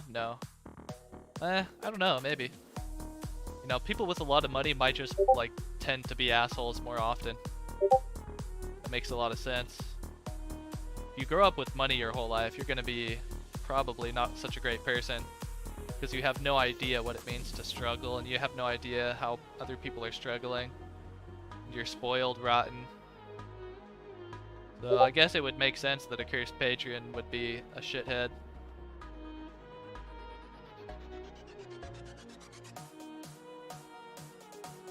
Plus, if even if they're not like spoiled or whatever, just by virtue of making a ton of money, they think they're better than other people, which is also a joke.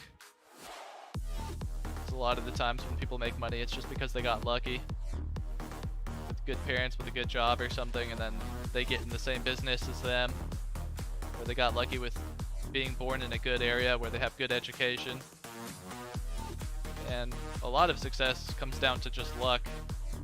Of course, a lot of success comes down to hard work as well, and a lot of people can get upward momentum and go from like low class to high class if they get lucky and put in a lot of hard work. I'm not saying that that's not a thing, but I am saying that luck is a big, big factor that goes along with that.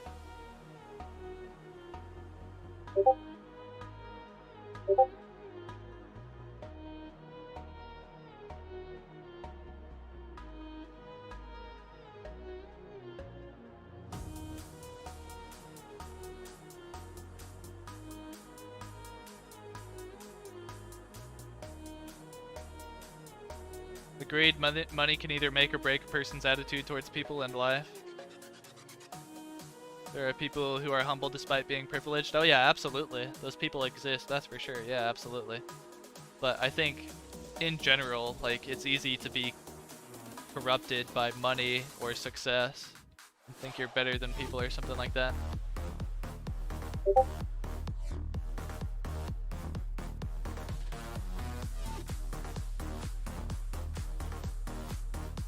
Hey, what's up, AZ Filmsy? I'm good, how are you doing?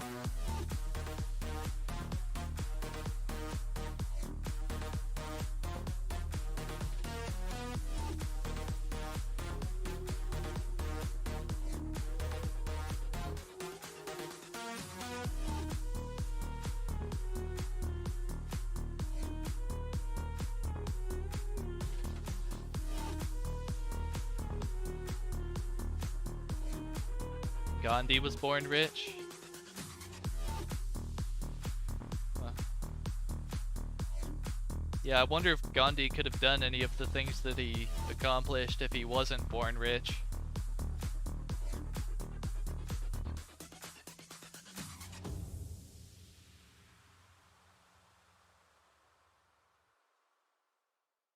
Red, can you do song requests? If you song request no copyright songs, then yeah. But even then, it's questionable because I've tried to use no copyright songs in my videos before, and then I end up getting copyright striked. So it's like, what the heck?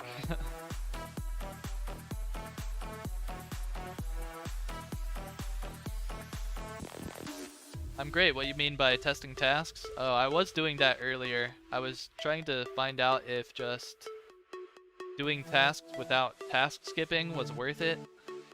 So I would just only skip the ones that were tasks for like only 10 or 20 mobs that were very inexpensive to skip. And so besides that, I would just take whatever tasks I was presented with. So I ended up doing Dolomite Bat tasks, Anubis tasks, and Phantom Flame and Phantom Fiend, and Spectral Flame and Spectral Fiend tasks. And I did that for an hour to test if the experience that I would get from doing that in an hour would be worth it. And I ended up getting 3.4% experience in an hour, which is comparable to the amount of experience I get just grinding Golemite Bats. So that is a viable way to level up. So if you ever try to get your grinding spot that you really want, like Golemite Bats or Anubis or whatever, and you hop around to every server and they're all taken already, you can just go up to the task board and just do whatever tasks they give you, and you'll be leveling up almost as fast as you would be at Anubis. Even actually, you'll be leveling up faster than you would be at Anubis, but you'll be leveling up almost as fast as you would be at Golemite Bats. As long as you skip the ones that are only for like a few mobs, that don't give very much experience, that don't cost a lot to skip. Skip the ones that cost no more than like 15k to skip.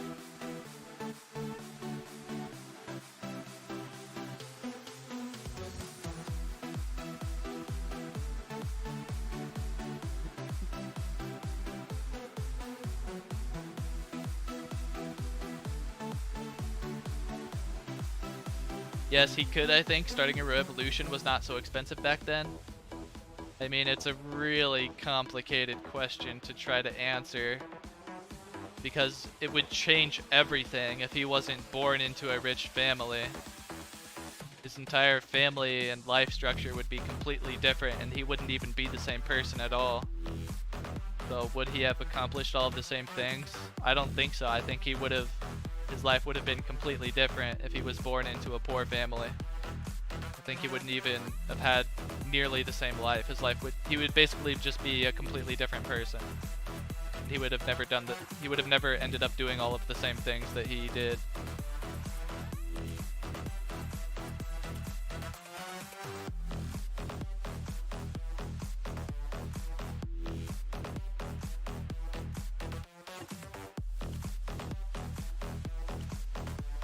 I'm not saying that you need to be born into a rich family to do something like that. I'm just saying whatever family you're born into or whatever environment you're born into will shape who you are. And so if he was born in a different environment with a different family, he would be a completely different person, and he would end up doing a bunch of different things with his life.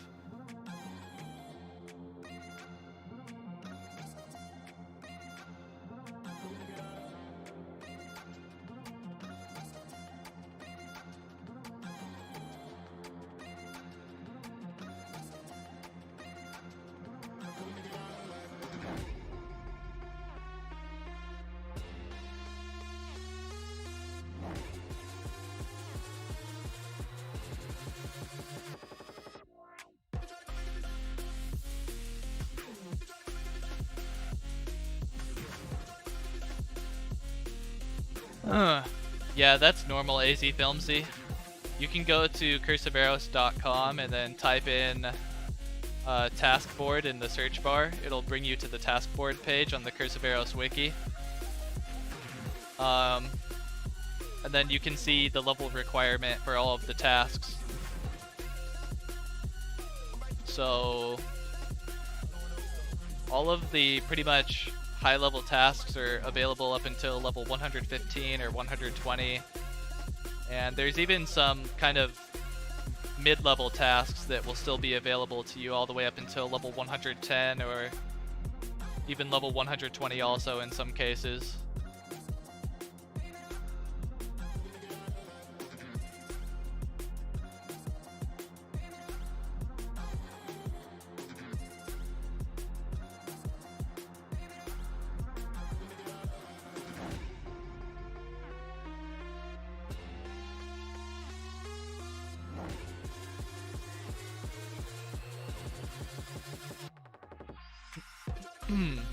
The developer of Eidolon is the nicest developer you ever talked to.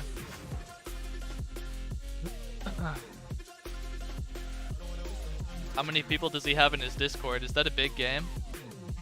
Or is it kind of more underground?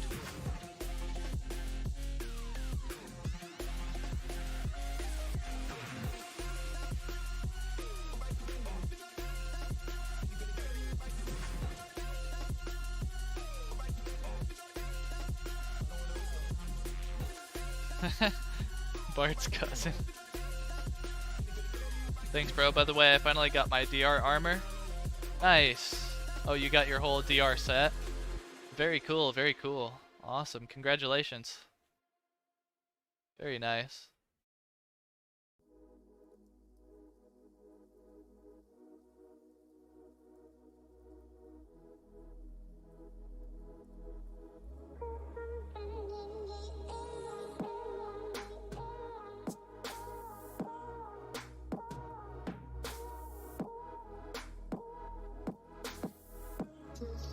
Most great people are born poor. Just look at Jack the Rip.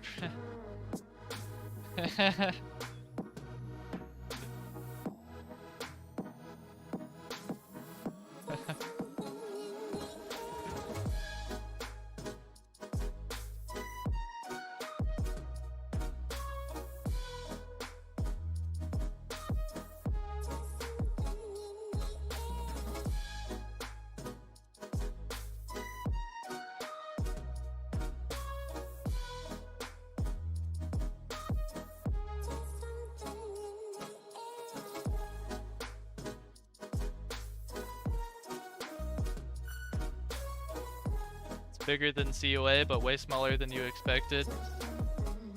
Biggest YouTuber is the dev himself. Oh, that's cool. I want to check out his videos now just because he's the dev of his own game and the biggest YouTuber of his own game. That's pretty cool. What's his YouTube channel called? Is it just called... What's the game called again? Legends of Eidolon or something? Is it just called Legends of Eidolon?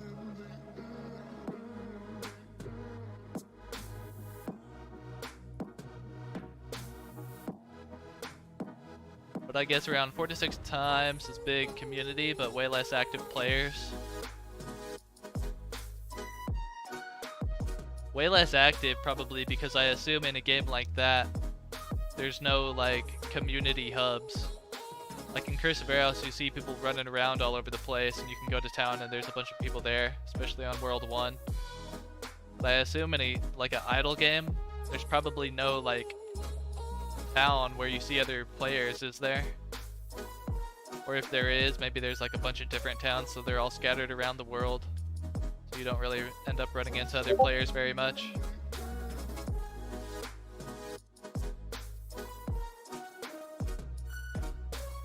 Or I mean, it's an idle game, so yeah, even if they all are all there, they're all just like AFK.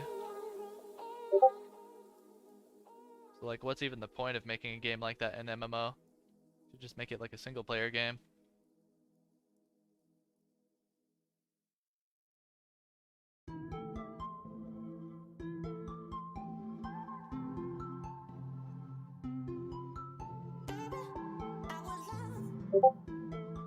Have I picked anything for these 2 hours from Golemite Bats? For the first hour I wasn't grinding at Golemite Bats, but since after the first hour I guess I've been grinding at Golemite Bats the whole time. Yeah, and I've gotten a Golemite shard. I grinded Golemite Bats for 5 hours yesterday and I ended up getting a Golemite slab every single hour except for one of those hours, so I was getting 1 Golemite slab per hour on average. And some hours I would get a Golemite shard also, and a couple of Golemite artifacts. I would get on average like 4 or 5 Golemite spades per hour, and like 3.6 to 3.7% experience per hour. So it's gonna take me like takes me like 29 hours to get 1 full level right now at this level. And then if I want to try to get all the way up to level 122, it's going to take me like 540 hours from where I'm at right now.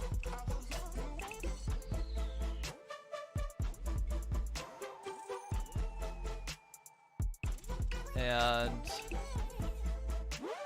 I'll end up making like 2.9 billion gold if I spend all of those hours here at Golemite Bats.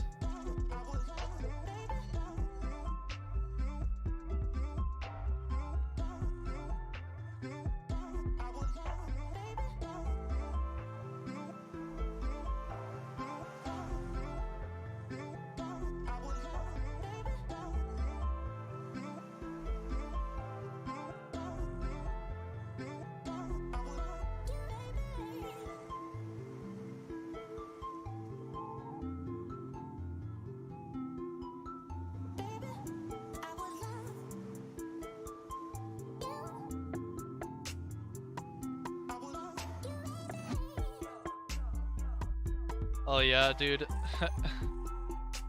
I've killed what? I don't know. Let's take a look at my KC. I mean, I don't care if I'm not getting shards or slabs. I know they'll come. I know how it works. I mean, I have...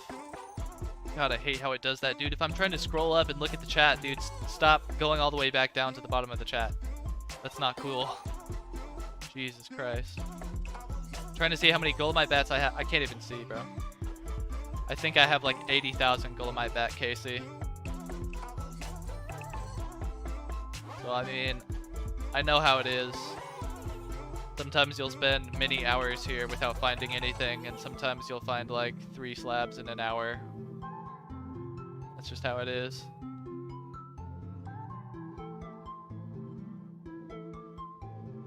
but it ends up averaging out to like 5 million per hour.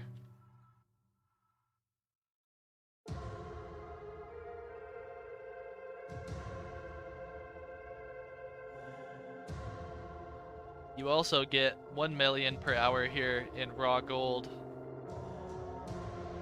So actually, I guess it's more like 6 or 7 million per hour. Or like 6 million per hour average is what you make here, because you get 1 million per hour in just raw gold.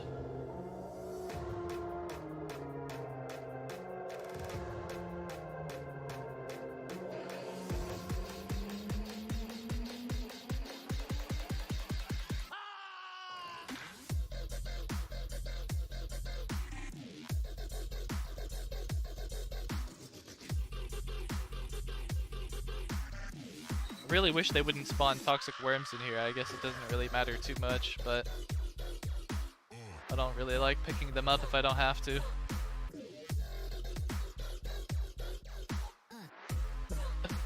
I really like COA, but can't farm more than 20 to 30 minutes. Same thing, how you do it? Well, you don't really like COA if you can't farm the same thing for more than 20 or 30 minutes, because that's what this game is.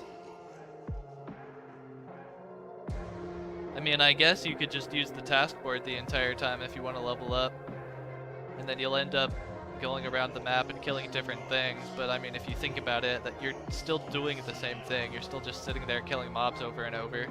Whether you're killing the same mob over and over, or whether you walk somewhere else and do the same thing in a different location, either way, you're still doing the same thing. But I mean, this is just a grindy game, man. I've played so many grindy games. I played a lot of Diablo 2. I played a lot of Path of Exile. I played a lot of Black Desert Online. I played a lot of RuneScape. I've always played grindy games, and I just know how they are, man. You just grind, you just keep killing stuff, and then that's the only way. I mean, look at me, I'm level 112 and I almost have full ancient gear. I wouldn't be here if I wasn't grinding in the game, and you're not gonna get here unless you're grinding in the game. But as long as you just keep grinding, keep grinding, keep grinding, you're gonna get your golem set, then your umbral set, then your ancient set, and you're gonna get a high level too to go along with that. And that's just how it goes. If you don't want to put in the time to grind, then you might as well go play something else, honestly, because this is a grindy game.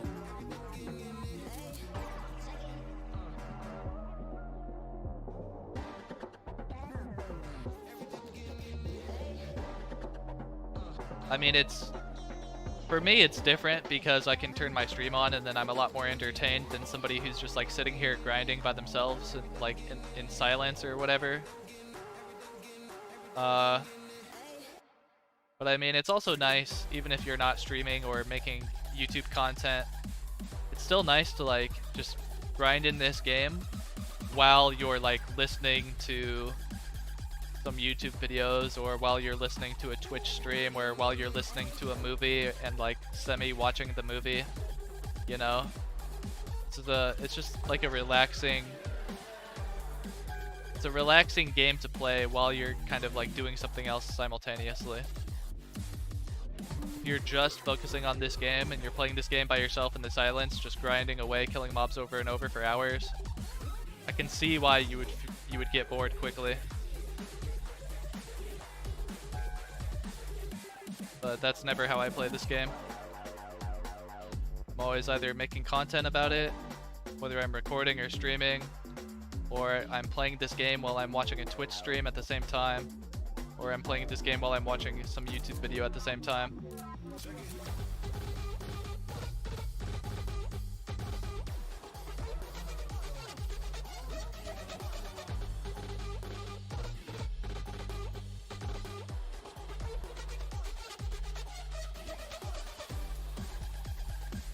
Sup, Surreal, welcome back.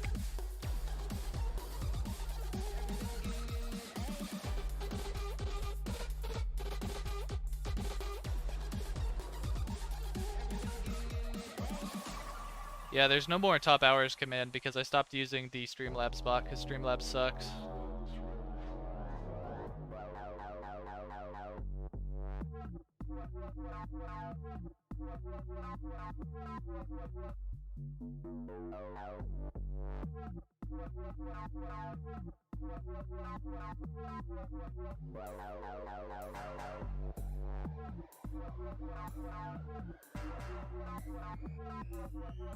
Oh.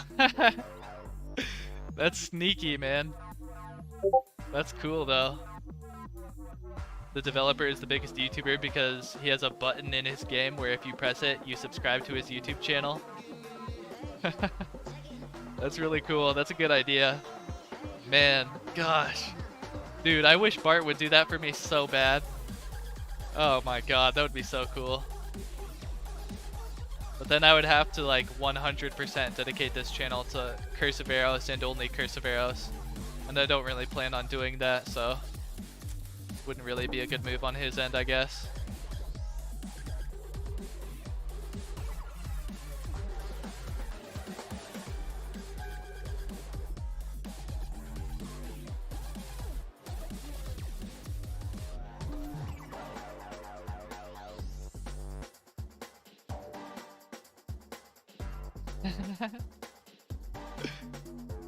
Sarah, you got your gear from trading and being lazy.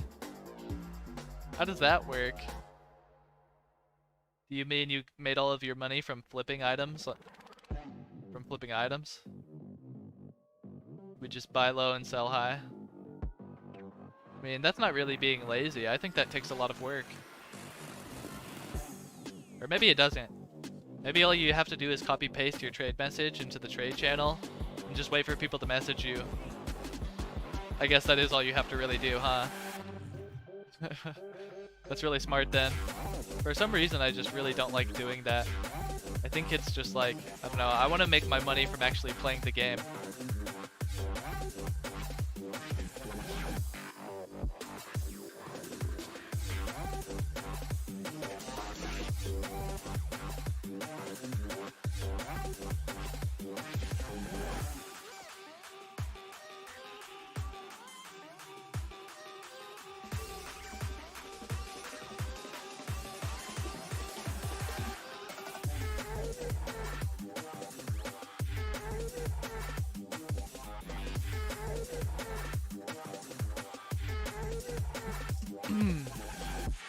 If you're on Android, you can watch a YouTube video and play the game at the same time.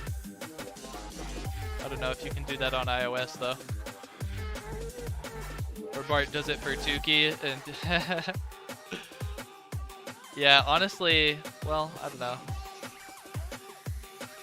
Honestly, Tuki would be a good option for him to do that since the only videos that Tuki uploads is for COA. Actually, I've seen him upload stuff for another game. But I think he mainly just does Curse of Aros.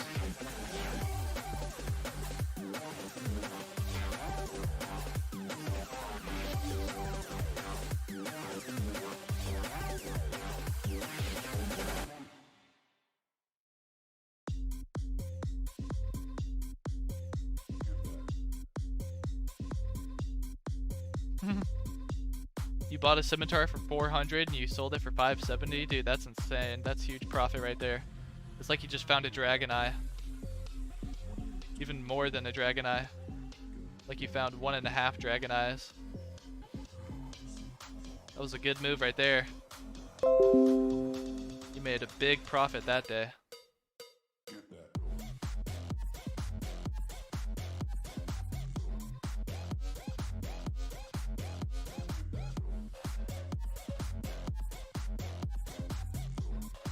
Oh, on iOS it's even easier to watch and play? Oh, cool. Wow, I didn't know that. I assumed you couldn't do it on iOS. But yeah, wow. Okay. That's cool to know.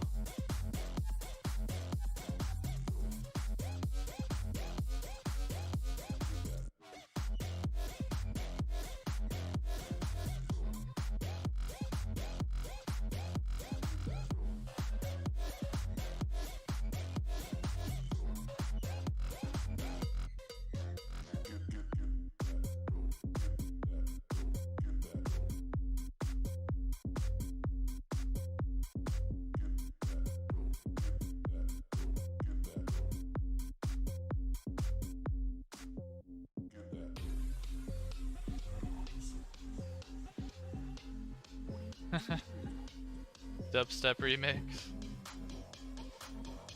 Oh my god, I hate it when the bats keep running away like that. It's so annoying.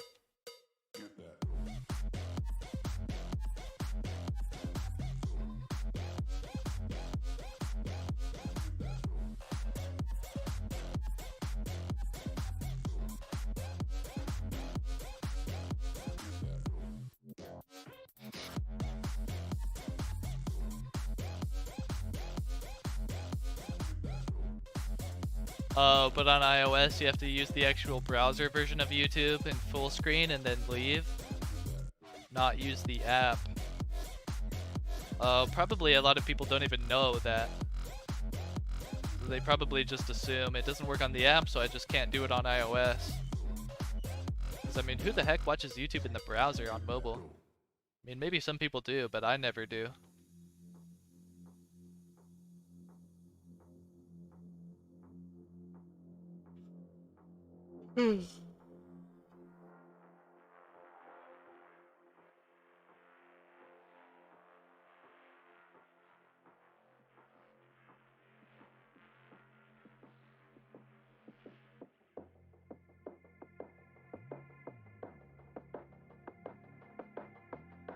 I mean, sure, chatting on Discord is fun, but if you're doing trading, it's just like, hey, you still have X item? Yeah, I do. Meet me in this world. Alright, I'll be there. And then they take freaking 20 minutes to show up. No, just kidding, but sometimes they actually do. Then you show up and complete the trade, and then you say thank you. Oh my god, these stupid bats, man.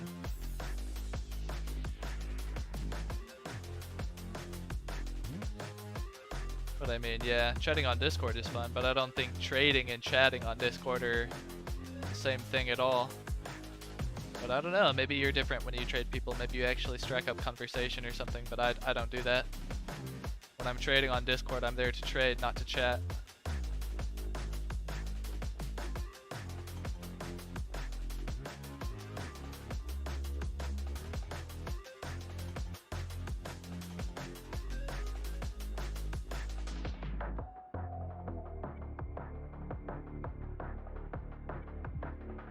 Oh my god. These bats keep running away from me. It's gonna give me a freaking stroke.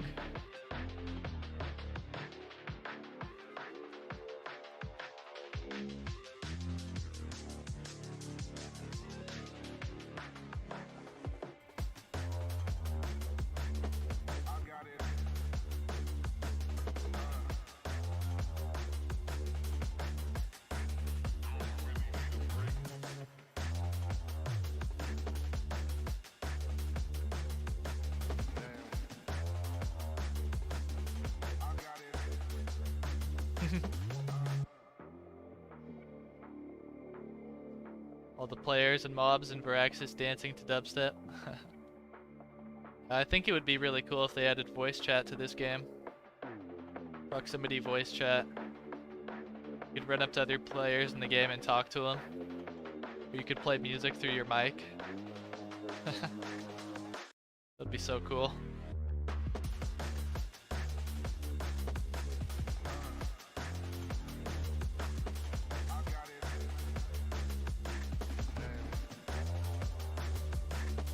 That's a sweet idea, actually. If you're the booster of the world, you can play songs. That would be so sweet.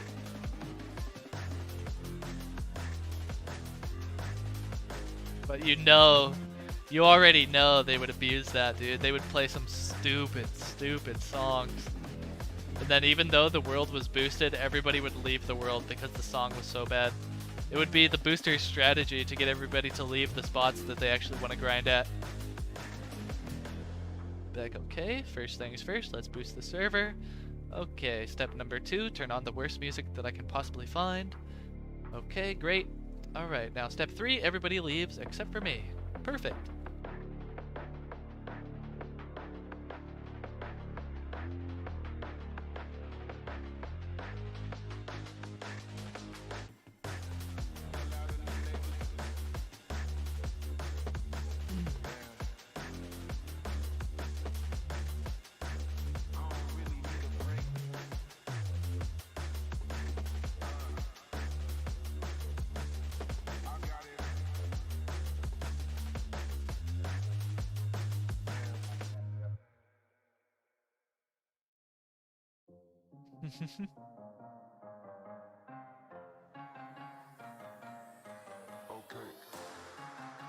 Yeah, I just turn off the sound in the game.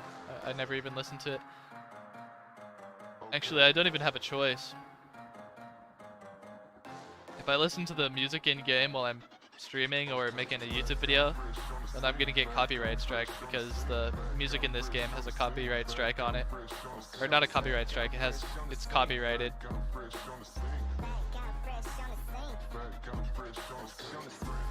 Which is actually pretty weird.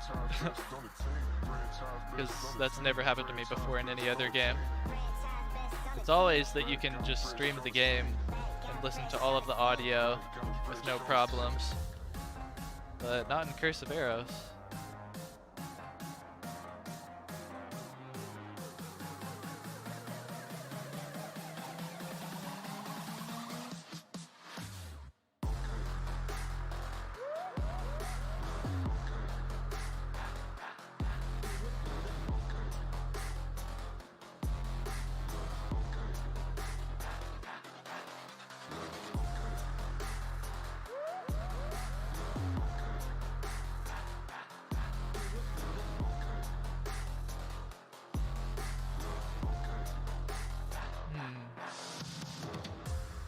They had voice chat in Mobile Legends or PUBG Mobile. Yeah, but you can only talk to your teammates, right? I mean, that's kind of cool. I played PUBG Mobile a little bit, but once I found out that all of the other players pretty much were bots, just couldn't play anymore. Like, one person in each game that you load up into is another player, and then there's like 49 bots that just run up to you and die and give you a ton of loot. Why are I don't understand, man. I don't understand why they purposefully make mobile games so bad. It's really dumb.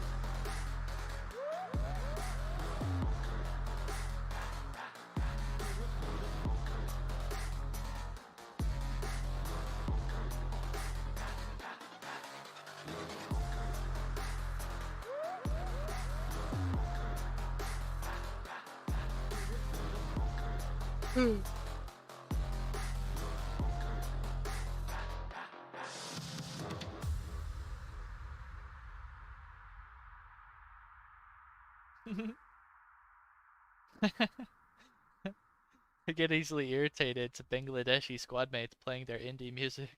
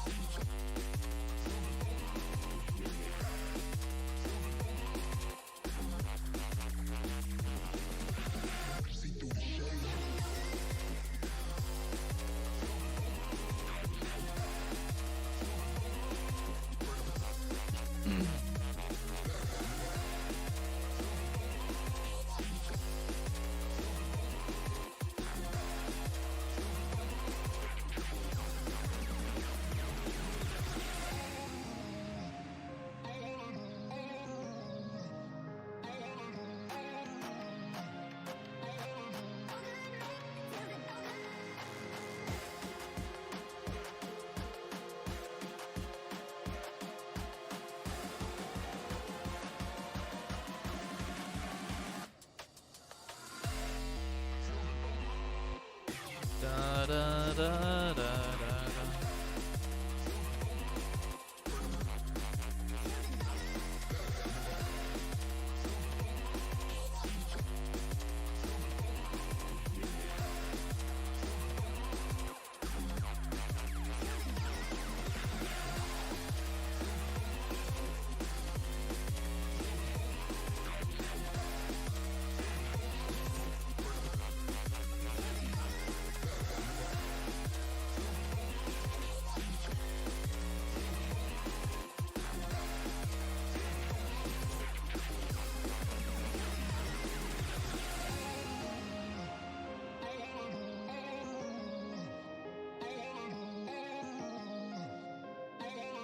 Wow, just recognized.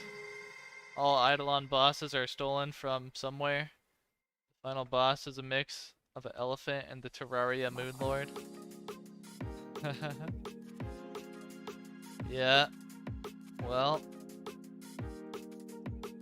it speeds things up a lot if you're developing a game and you kind of rip off other creations that people have already made in terms of mobs or bosses or NPCs or whatever. You can just look at another game's NPCs or mobs and then just change up a few little things and kind of make it your own creation. Still counts. I mean, it's a streamlined and fast way to get it done, but yeah, I would agree that that makes it a lot less creative and a lot less unique and special.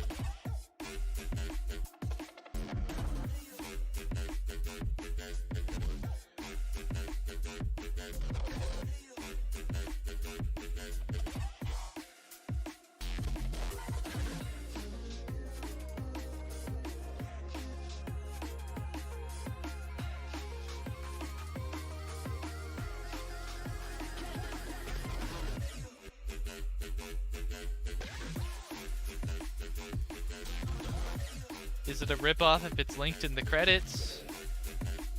Yeah. I mean, it's not an original creation, so it's a ripoff.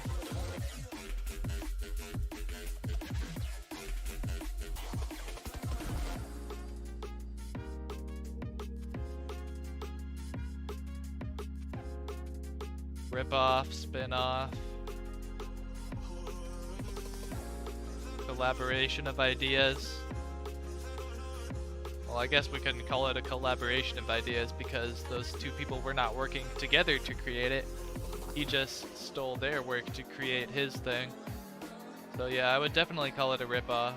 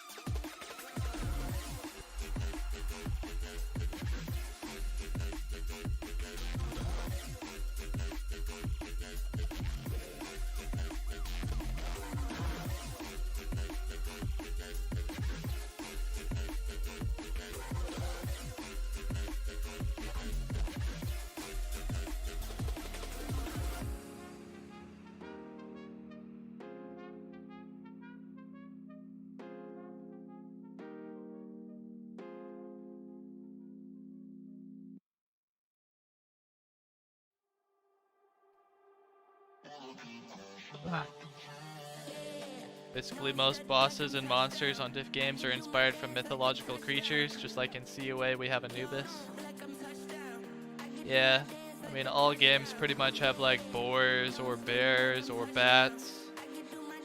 They'll have like common animals, and then besides that, they might have like mythological creatures like you mentioned. They might have minotaurs or like, what are those ones that are half human, half horse? Centaurs.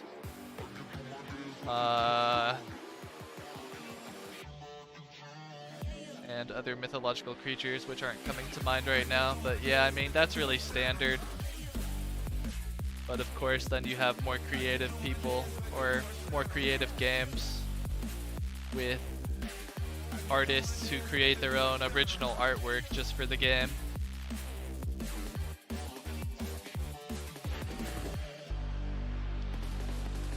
Like, just imagine if instead of bats, we had some unique creature that was completely unique to Curse of Aros that we've never seen before anywhere else. And instead of fighting bats, we were fighting that. I don't know if it really would change a whole lot, but it would at least give the game a different aesthetic and feel. It would feel more unique and maybe cool.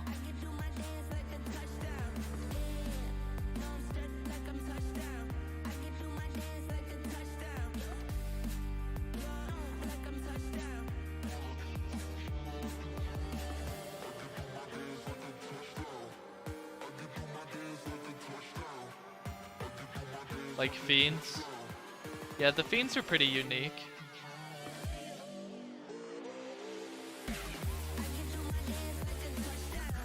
The flames honestly are just pretty much ghastly from Pokemon. But the fiends are pretty unique.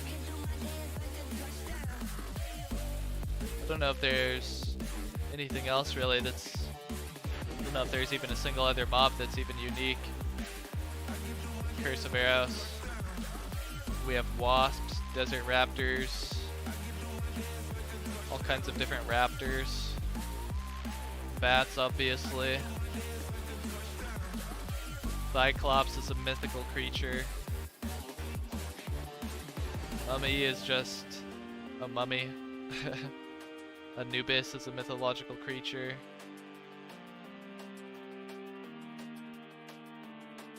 Yeah.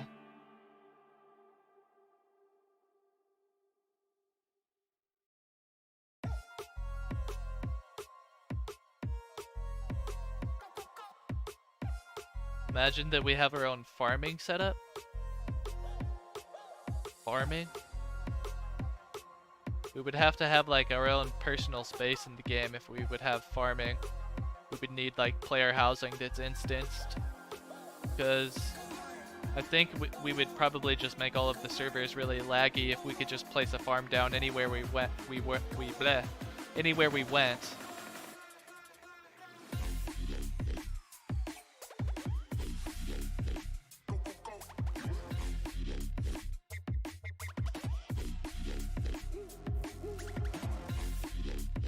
I think the first thing they should do in Curse of Aros is just fix all of the bugs, make the core gaming experience a lot more enjoyable. Increase the leash range on the mobs. Take out this stupid rock right here and take out this stupid rock right here because they get in the way. Take out the stalagmite at baby dragons. Increase the leash range of all of the mobs in the game. So then the core gaming experience would actually be, it would be rid of all of the annoyances that we currently have to deal with.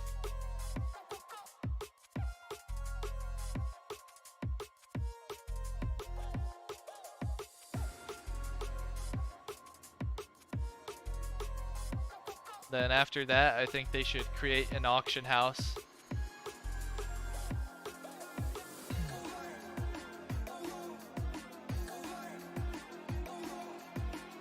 And then after that, I think they should fix the PvP.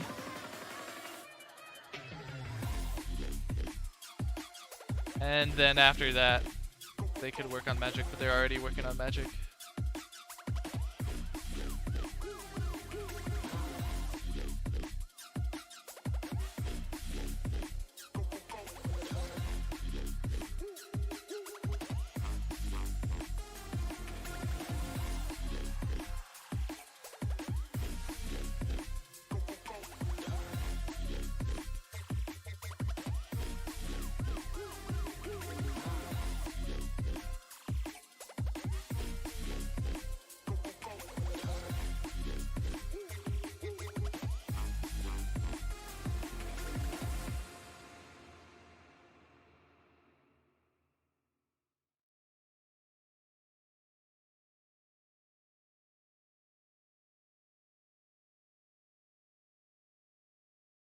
Do do do do.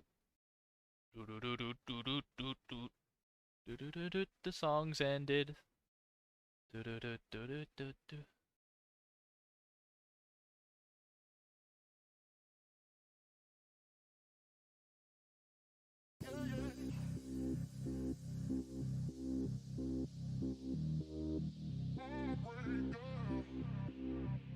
Halfway fat.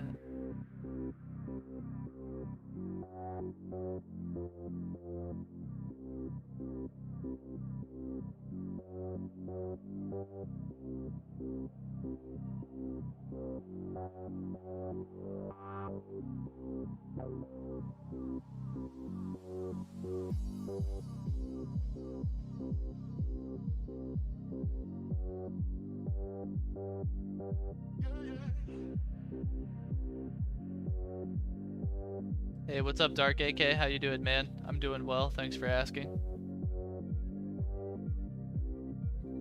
Just hanging out and grinding.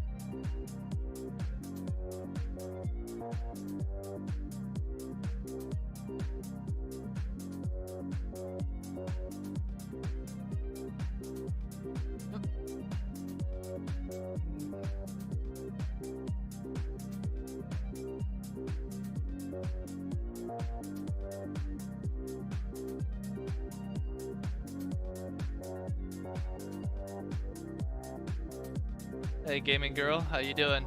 I'm doing well, thank you for asking. How are you doing?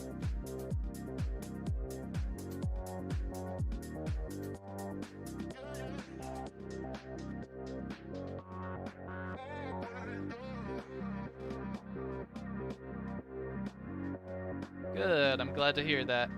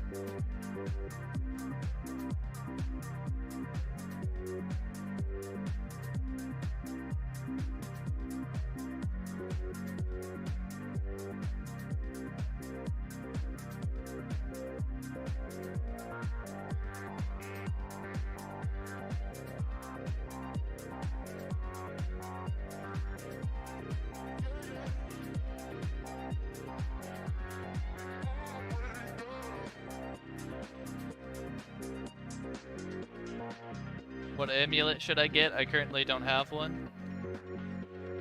I always just use the saving grace. If I ever die, I really don't want to lose any experience. It's not as important if you're a lot lower level than I am. So if that's the case and you're not worried about losing experience, then I would go with Amulet of Focus.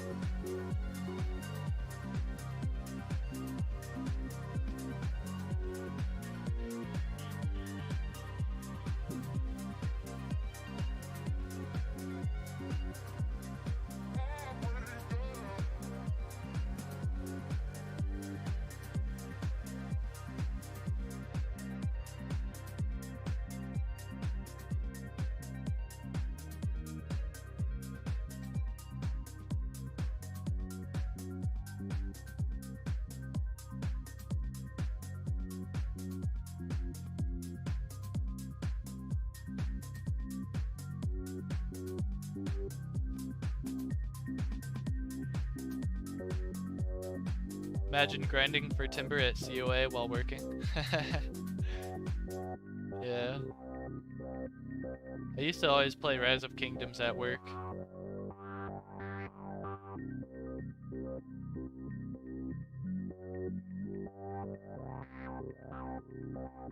Oh, working at home. Nice, nice.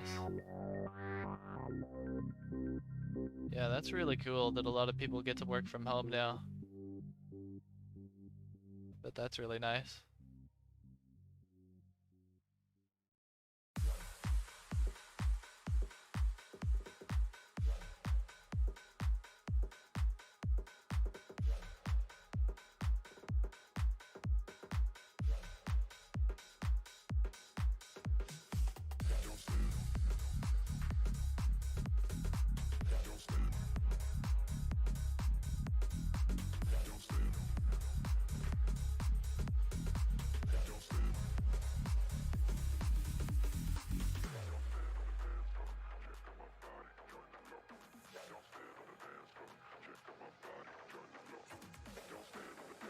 Chat support for a telco company.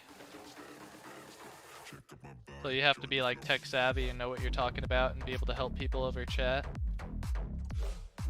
That sounds pretty cool. As long as you know everything about what you're talking about and you know what questions people typically tend to have, that could be pretty easy, pretty enjoyable. I mean, you could just sit there and watch YouTube videos and play games and stuff. I would imagine you have periods of time where there's nobody who needs support currently. So probably you have some chunks of kind of free time there. And then it's over chat too, so it's not like you have to be present on voice chat and ready to go. Sounds really nice. But in order to get that job, you have to be like really knowledgeable about whatever it is, right?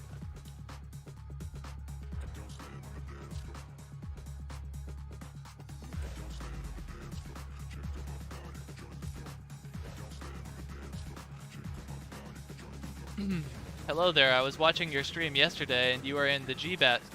You are in the GBATs again. Is this the best mob to speed grind? Thanks, dude. Yeah, this is the best place for experience is Golemite Bats. Yeah, and it's pretty decent for money too. You can get on average like 6 million per hour here. Well, as long as you've got the same level in gear as me. If you don't, then you'll get less than that, depending on what level you are and what gear you have. But it's still, nonetheless, it's a decent spot for money, and then it's the best spot in the game for experience. But if you prefer to be making more money, then you could go to Anubis and make about twice as much, or even more than that per hour. Or you could go to Magnetite Scarabs, but you won't really make any experience at Magnetite Scarabs. At least at Anubis, you're still making a decent amount of experience while you're making a lot of money. And then the same thing goes for Baby Dragons. At Anubis and Baby Dragons, you won't make quite as much experience, but it'll still be at least somewhat comparable to Golemite Bats, but you'll make a lot more money. But Baby Dragons are kind of hard. If you don't have really good gear, then and you still want to make money, then you should probably go to Anubis.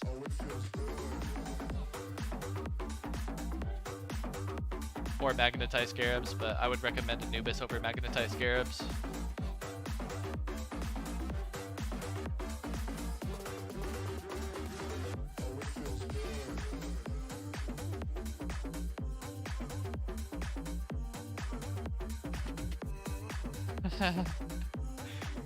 It was nerve-wracking dealing with irate, angry customers at first. For some reason, that didn't cross my mind. For some reason, I thought if they were talking over chat, then they wouldn't really be as angry. For some reason, I don't know. Well, you don't get like the emotional, you know, you're not susceptible to their emotions over chat, you know. They might type in all caps, but that's nowhere near the same thing as somebody like on the phone with you screaming in your ear. So at least it's not so bad.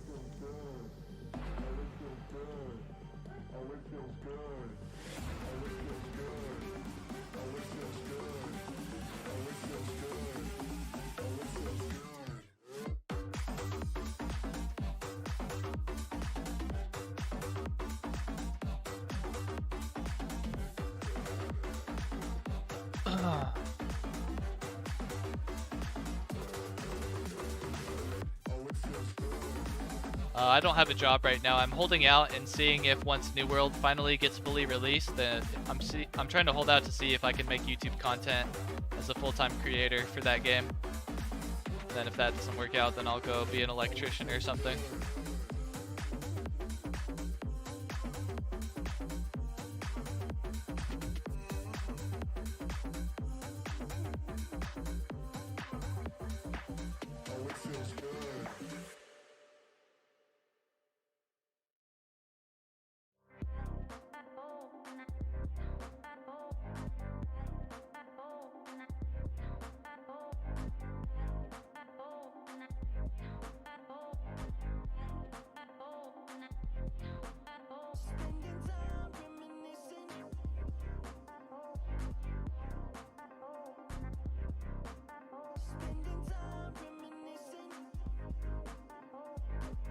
Yeah, that is right. But that knowledge is absorbed through training and then eventually on experience. So you don't really have to know anything going into it. They'll just teach you everything you need to know. That's pretty cool. It sounds like it would be really cool just because you could just like chill at home and be watching YouTube videos and stuff at the same time that you're working. You could like sit home and snack whenever you want, eat whenever you want, and you don't have a boss looking over your shoulder.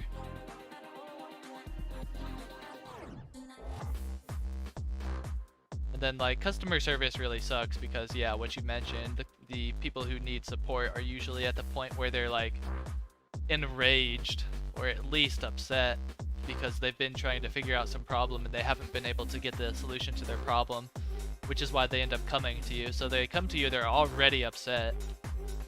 But yeah, if you're doing it over chat, it's a lot better than doing it over voice, because if you do it over voice, they're gonna be freaking yelling at you and probably calling you names and stuff and demanding to see the boss and all of this crazy shit.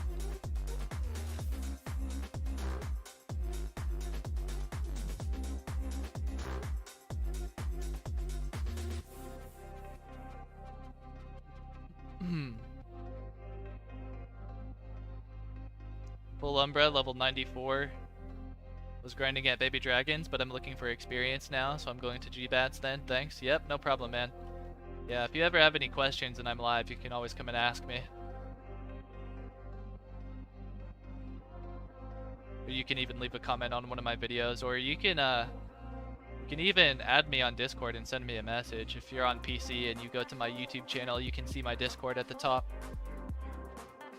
Redruga, hashtag 1069.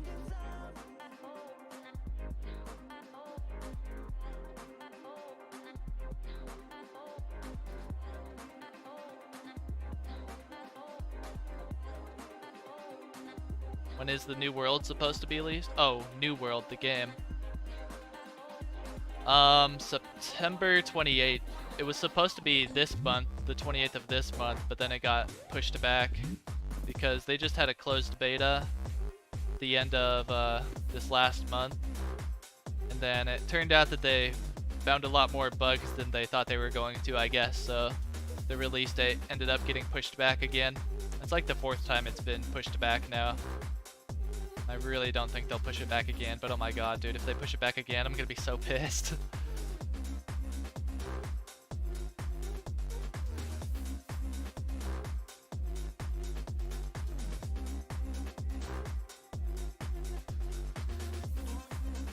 I once had a customer who was crying like a baby because we are about to close.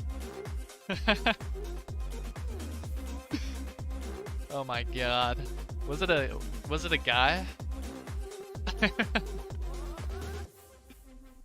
Oh, it would be so much more funny to me if it was a guy. Like, I could picture a girl doing that because, I don't know, they just get emotional like that sometimes over dumb things. If it was a guy, then it's like, like, what the hell?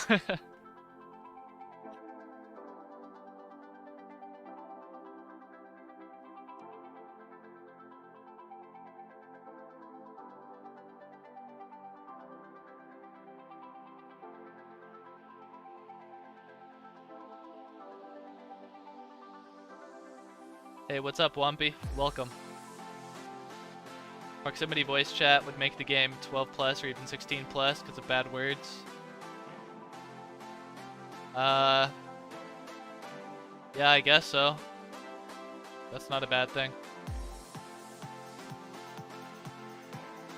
Not like the kids under that age are gonna not play the game anyway.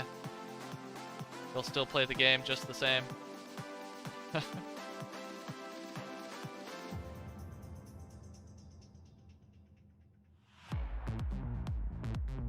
Like when you go to the movie theater and the movie's got a maturity rating on it. Has that ever stopped you before? I don't know. Maybe it stopped some of you, but it never stopped me.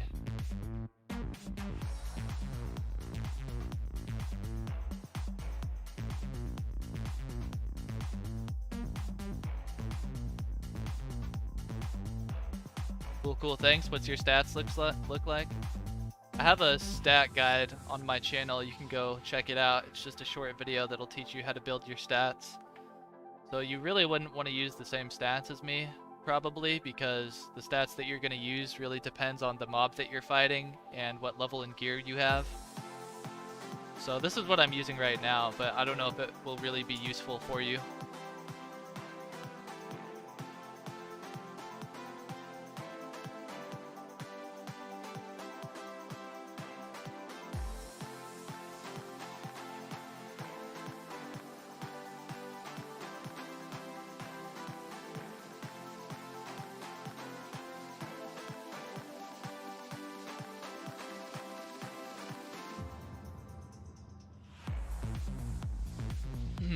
Oh yeah, New World is super sick. Oh my god, I love that game so much. It's the best game ever created. It's my favorite game of all time, hands down. I made the second best company on my entire server and we dominated. We won every single war we were in. And most of those guys are going to carry over with me to the full launch of the game. So it's going to be the same thing again on a full launch. Except in the beta, I had to spend like all of my time recruiting people and culling people who sucked and replacing them with better people until I finally ended up with the people that I have in my company now. So once the game actually fully releases, then I won't have to do all that because I already have a full company, because there's a max limit on the amount of people you can have in your company in that game, which is 100 people. So I've got 91 confirmed people who are joining me at launch. We'll have to recruit a few more people, but it'll be super easy because our company will be so big and successful that everybody's going to want to join us. So I won't even have to do any work recruiting people this time around. I'll just get to enjoy the game.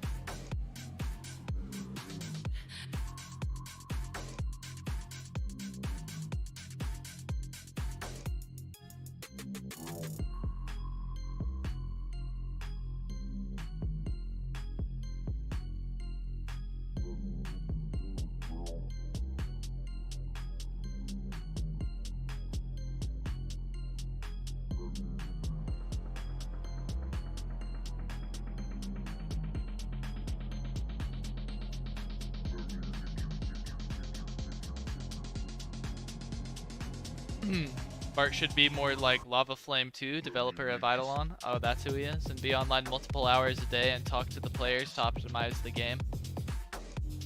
Yeah. I mean, I fully agree with that. Or he could at least delegate one of his mods to have that be their main job. Like a community manager or something. Somebody who regularly engages with the community and figures out what everybody wants in the game and what everybody wants to change about the game or remove from the game. And then that person could relay all of that information to Bart at the very least. You know, if Bart's not going to do it himself, he could do that. Because, you know, being one of two developers who's working on the game, he needs to be spending most of his time actually working on the game, not hanging out talking to people. But that doesn't mean that he can't delegate that task to one of his mods or someone else. And yeah, that would be super, super effective for making Curse of Aros a better game.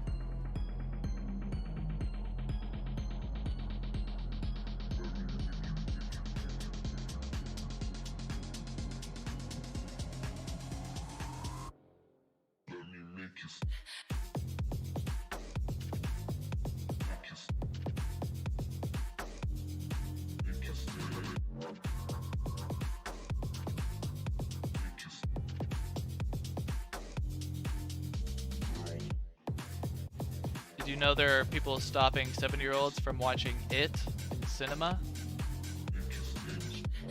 What is It? You mean the movie It? The scary movie?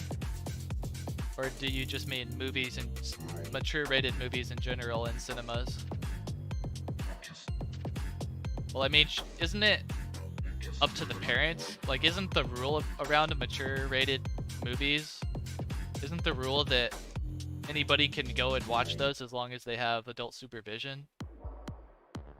I mean, it's no, but if anybody is really trying to like tell parents what the like how to parent their children, and they're trying to tell other people's children what movies they can and cannot watch, then those people are just extremely nosy and they just need to mind their own business.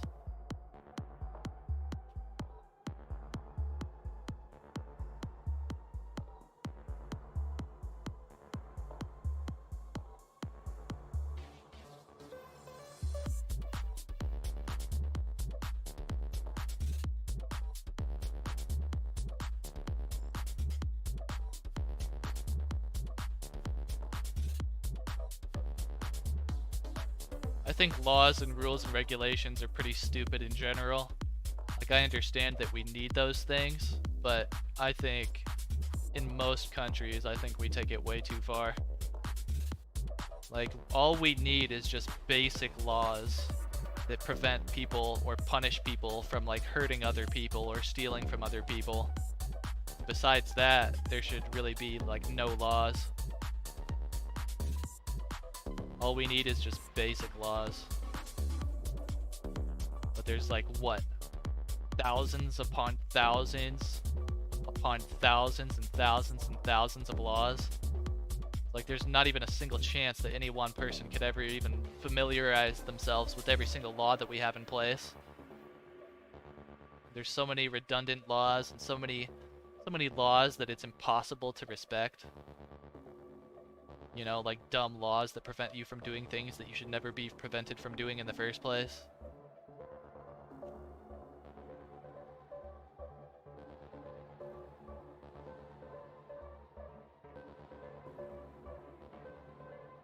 Like, if a cop catches you jaywalking when there's no cars coming and you have a 0% chance of getting injured or causing a crash or anything, they still may give you a ticket or take you to jail. It's like, dude, I have common sense. I can cross the damn street, okay?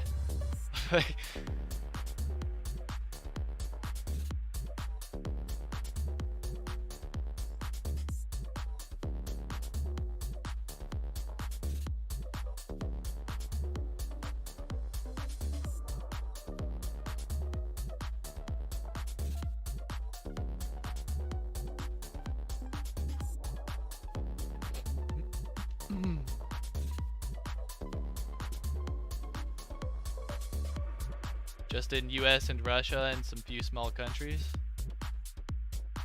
Oh, I'm sure they have dumb rules like that all over the place, man.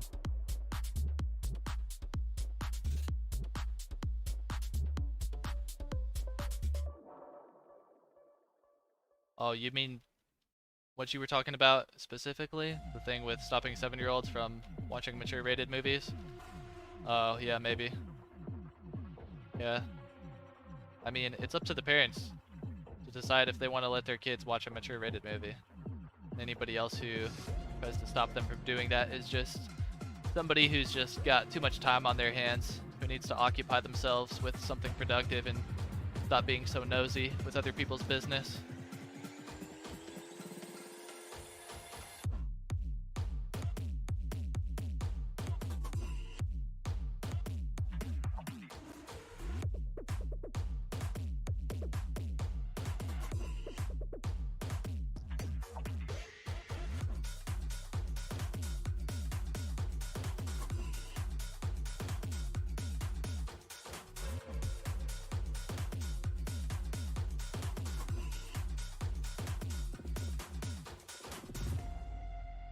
$69%.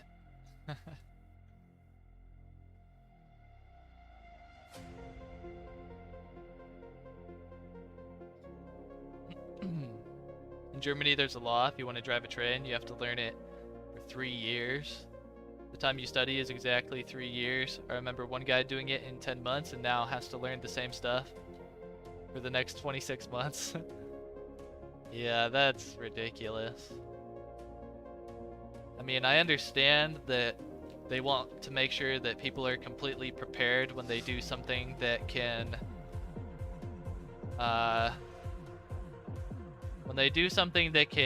potentially, like, get people killed, like driving a train, you know? If you drive a train and you don't know what you're doing, you might get somebody killed. So I understand them really wanting to make sure that people know exactly what they're doing when it comes down to it, but I mean, if somebody's ready, they're ready. And for you to place an arbitrary amount of years that you have to spend training to prepare for it just doesn't make any sense. It does not. I mean, yeah, it's really stupid. It's like the drinking age. In some countries it's 16, in some countries it's 21, in some countries it's even 14. And all of those numbers are just arbitrary numbers that they just said, hey, I guess at this age people can start drinking for no reason. Like there's no reason. It's just a random number.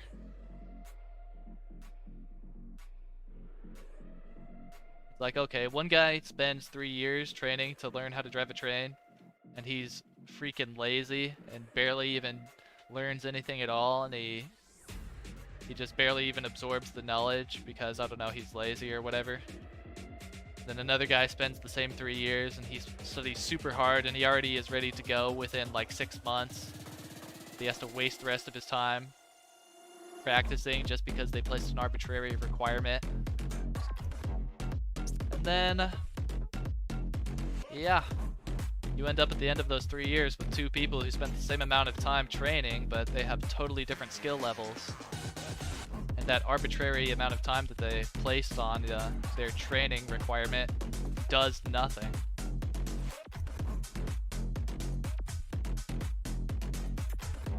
It's because they're too lazy to do it the right way.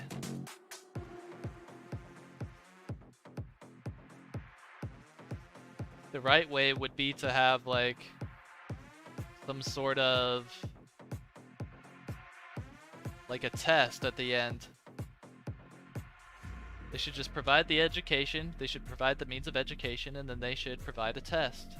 Once you have dedicated enough time and effort yourself to be able to pass the test, then you should be ready to go.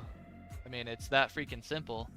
How is that not what they're doing? I mean, that's just so straightforward and common sense and simple. If they're doing anything besides that, then I guess they're just stupid, really, honestly. Like, I don't have any other way to explain it.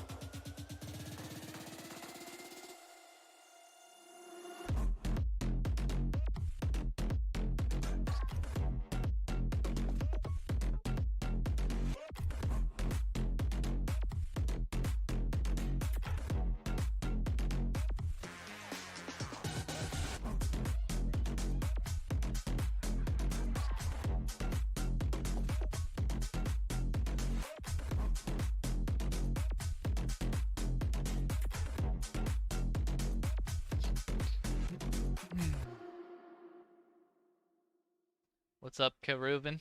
How you doing?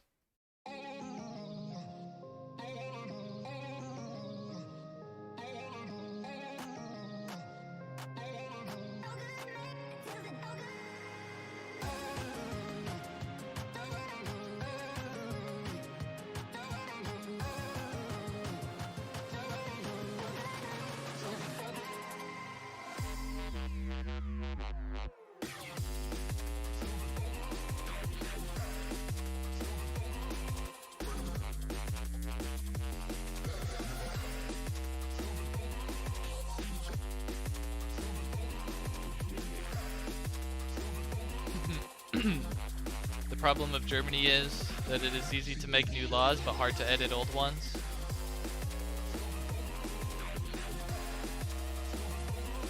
Yeah. I don't even really like getting involved in politics at all. I think it's all a scam. I think all politics are a straight up scam.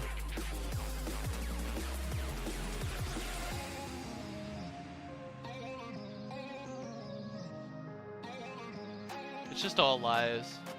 Just all people just lying and manipulating.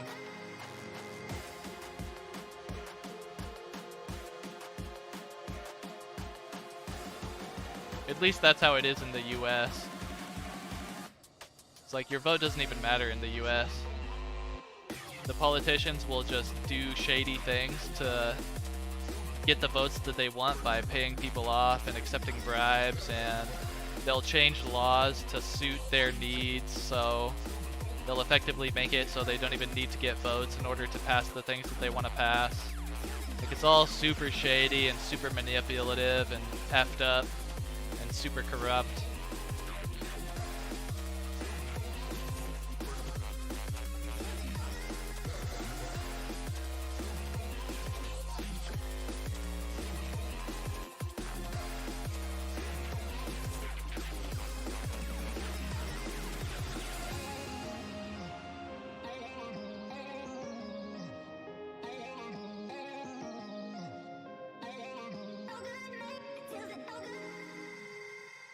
Germany has a lot of beautiful women. Yeah. I don't doubt it, man.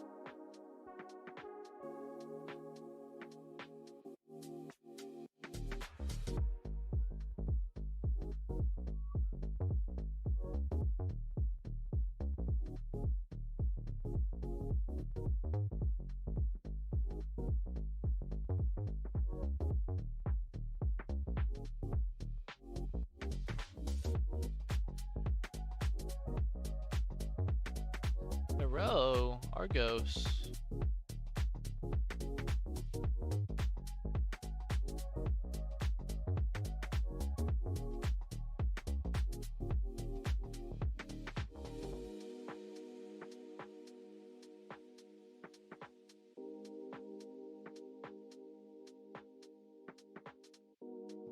$10.49 EQ. Wonder why he has that at the end of his name.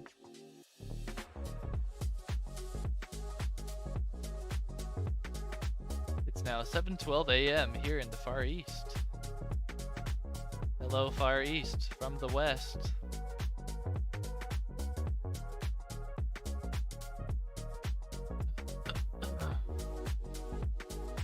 I wish the whole world could come together and be peaceful.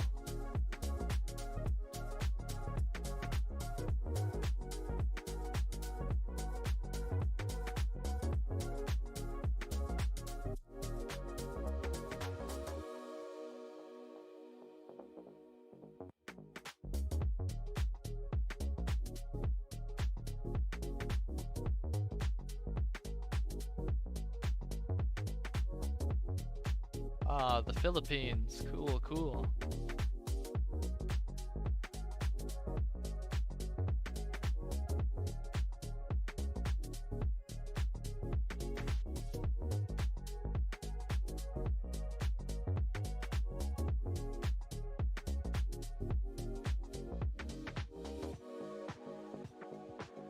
It's 4 p.m. where I'm at.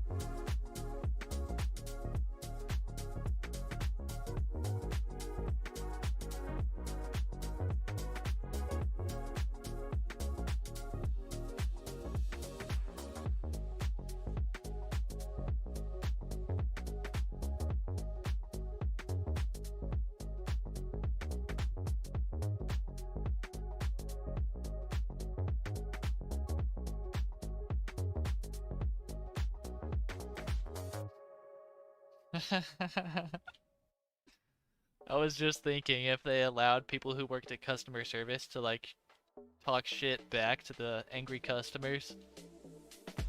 It would be so different, it would be so funny.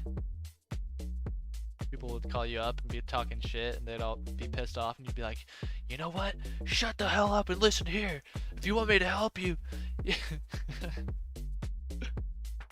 Oh my god, that would be so funny, dude.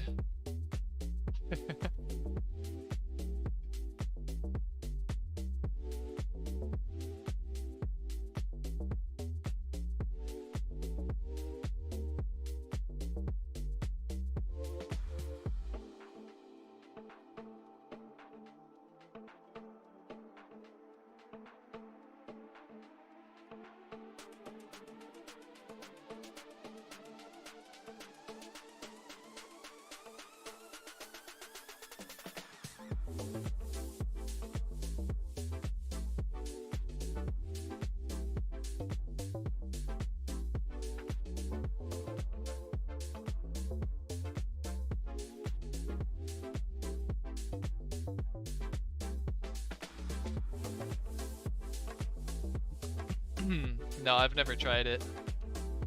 I don't know if I would be able to do that, man. I would get, oh god. Especially if I had to do it over phone, if people were like yelling at me on the phone. I wouldn't be able to take that, man. I would start yelling, I would get fired.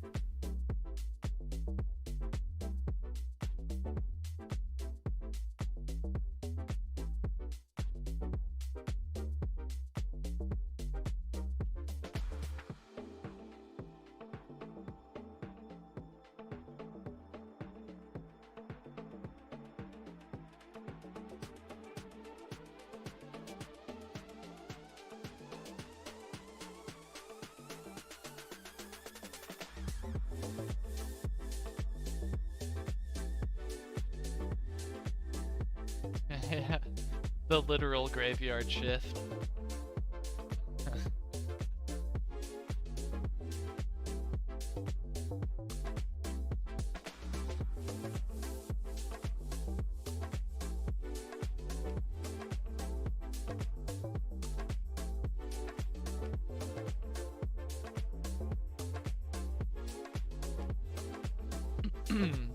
Hey, Spillover, what's up, dude? Welcome.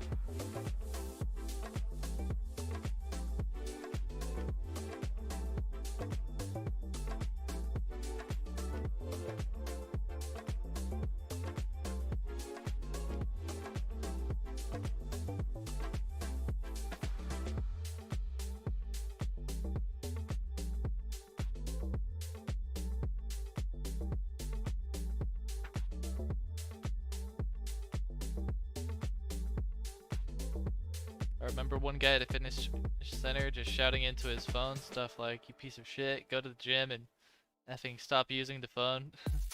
Pretty efficient, got me to training instantly. While you were working at customer service, man, that sounds like a nightmare. God. You know what? I bet there's people who just, whenever they get mad, their way to vent their anger is to just call some random customer service line when they don't even really have any problem. They just, you know, they don't need help with anything. They're just there to yell at people to vent their anger. I bet there's people that do that.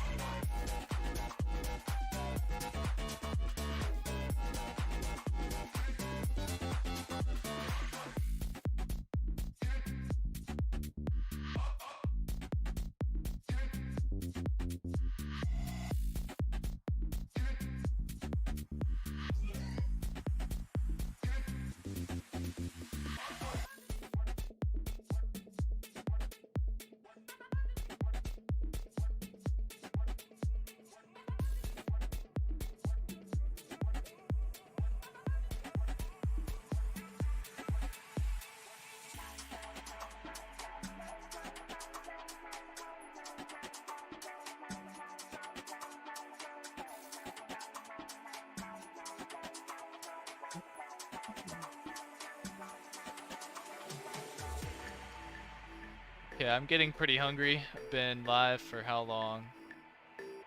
Heck, how long have I been live? Been live for just over 3 hours. I'm gonna call it here, guys. I'm gonna get some food. And yeah, that's it for me. Thanks for hanging out, everybody. Peace.